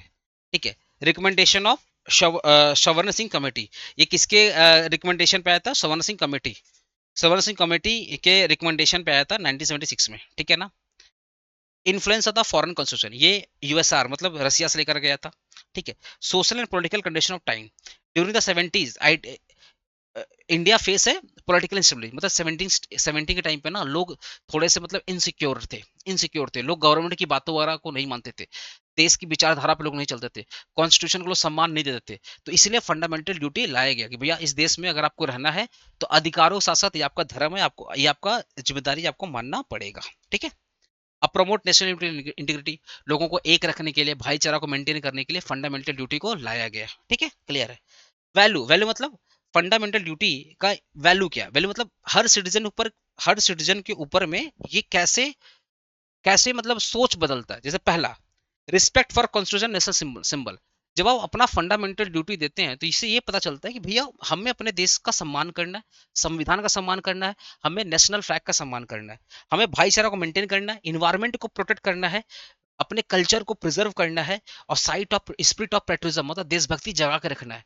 तो वैल्यू का मतलब क्या है कि फंडामेंटल ड्यूटी जब आई, तो लोगों को क्या सिखा के गई, वैल्यू मतलब क्या सिखा के गई, तो यही सब हम लोग सीखे हैं फंडामेंटल ड्यूटी की वजह से। ठीक है, अब ये जरूरी क्यों है, फंडामेंटल ड्यूटी क्यों जरूरी है, पहला, इट प्रमोट रिस्पॉन्सिबिलिटी, ये जिम्मेदारी बताता है, जैसे आपके पास अधिकार है वैसे जिम्मेदारी की बात करता है, ये देश को मजबूत बनाता है, गवर्नमेंट को सपोर्ट करता है, जो भी गवर्नमेंट की पॉलिसी आती है, गवर्नमेंट की जो भी पॉलिसी आती है वो लोग अपनाते हैं, एक्सेप्ट करते हैं। क्यों, क्योंकि यहाँ पे बोला गया फंडामेंटल ड्यूटी में कि आपको गवर्नमेंट, देखो गवर्नमेंट अगर आपके साथ गलत कर रही है तो सुप्रीम कोर्ट जाओ, पर अगर गवर्नमेंट आपके भले की बात कर रही है तो गवर्नमेंट को सपोर्ट करना पड़ेगा, ये आपके फंडामेंटल ड्यूटी में लिखा गया है।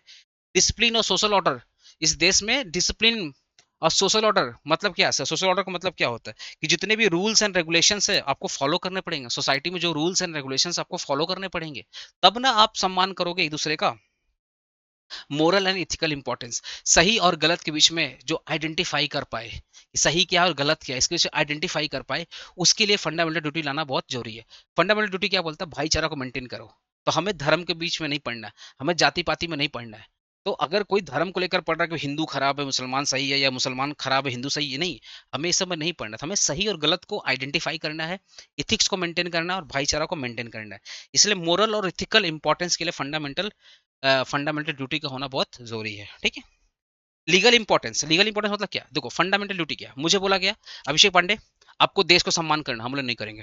अभिषेक पांडे आपको कॉन्स्टिट्यूशन का सम्मान करना, हम लोग नहीं करेंगे। अभिषेक पांडे आपको साइंटिफिक सोच रखना, हम लोग नहीं लाएंगे, हम नहीं लेंगे, हम तो गधा बन के रहेंगे, हम बकलोल बन के रहेंगे, हम गोगा बच्चा है सर, बकलोल बन के रहेंगे सर। अभिषेक पांडे तुमको ना भाईचारा मेंटेन करना, बोला नहीं, हम नहीं मेंटेन करेंगे। क्या करोगे, मेरे को जेल में डालोगे, नहीं डाल सकते। जो इस देश में जो इंसान अगर अपना फंडामेंटल ड्यूटी को नहीं निभाता है, आप उसको जेल में नहीं डाल सकते, आप उसके ऊपर केस नहीं कर सकते। That is the legal importance. पहला क्या है, guided law making, fundamental duty act as a guideline for the government while framing the law and policy. ये क्या गाइडलाइन है, ये गाइडलाइन है। जब कानून बनता है तो कानून बनाते वक्त आपको फंडामेंटल ड्यूटी को ध्यान में रखकर कानून बनाना है। ठीक है, law maker consider this duty to ensure that law promote discipline responsibility and social welfare. जब भी कानून बनेगा, उस कानून में एक चीज होना चाहिए कि सोसाइटी में भला हो रहा है कि नहीं हो रहा, सोसाइटी में डिसिप्लिन यूनिटी, लोगों का भला हो रहा है कि नहीं हो रहा है। इसलिए फंडामेंटल ड्यूटी को देख करके कानून बनता है। ठीक है, they help in creating law and benefit society. ठीक है, helps in international interpretation of law. ठीक है, पहला कोर्ट, ये क्या लीगल इंपॉर्टेंस है, ये था कौन सा इंपॉर्टेंस, ये जनरल इंपॉर्टेंस था, ये जनरल इंपॉर्टेंस था, ये आपका लीगल इंपॉर्टेंस है कि फंडामेंटल ड्यूटी का लीगल इंपॉर्टेंस का लीगल मतलब जब देश में कानून बनेगा तो फंडामेंटल ड्यूटी को देख करके कानून बनेगा। ठीक है, helps in interpretation of law. Court often refer fundamental duty while interpreting a law and constitutional provision. They help just to understand the intention behind the law and ensure the fair, just and decision.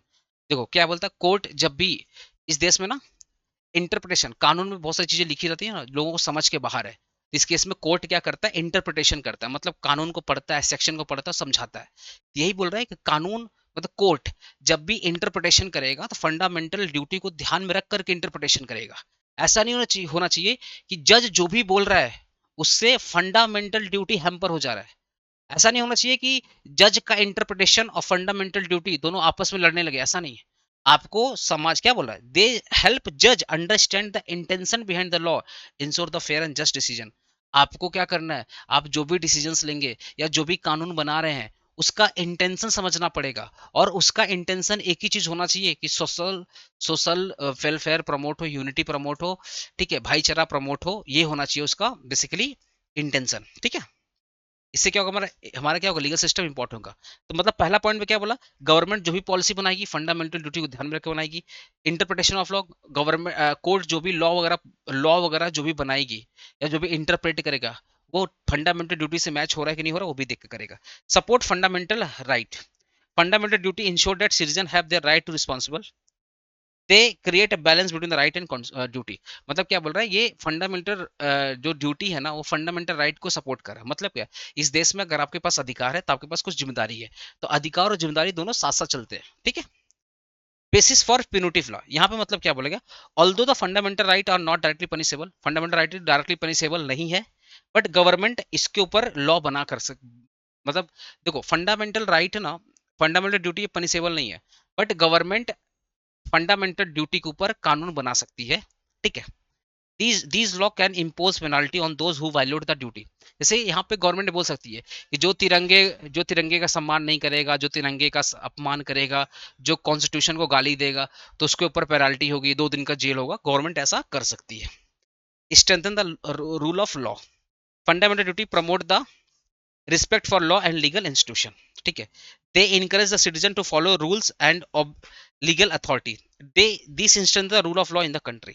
मतलब क्या बोल रहा है कि इस देश में जो कानून बनेंगे ना वो फंडामेंटल राइट के अकॉर्डिंग बनेंगे, फंडामेंटल राइट को देख करके बनेंगे। इससे क्या होगा, इस देश का जो कानून होगा मजबूत होगा। ठीक है, they promote respect for law and legal institution. ठीक है, जब इस देश में कोई भी कानून बनेगा, इस देश में जो भी कानून बनेगा तो फंडामेंटल ड्यूटी के अकॉर्डिंग बनेगा, प्लस इस देश में लोग अपनी ड्यूटी समझेंगे कि जो भी कानून बना हमें उसको सम्मान करना है, हमें उस कानून को फॉलो करना है। ठीक है, promote civic sense, civic awareness.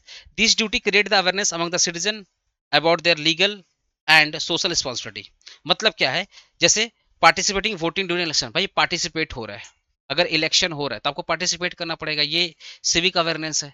आपको इन्वायरमेंट को गंदा नहीं करना, ये क्या सिविक अवेयरनेस है। ठीक है, इतना हो गया। Fundamental duty in Indian constitution are the valuable guideline in the making of good habit citizen. क्या बोल रहा है कि fundamental duty act as a valuable guideline in the making of good duty. Fundamental duty क्या कर रहा है, लोगों को महान व्यक्ति बना रहा है, महान सिटीजन बना रहा है।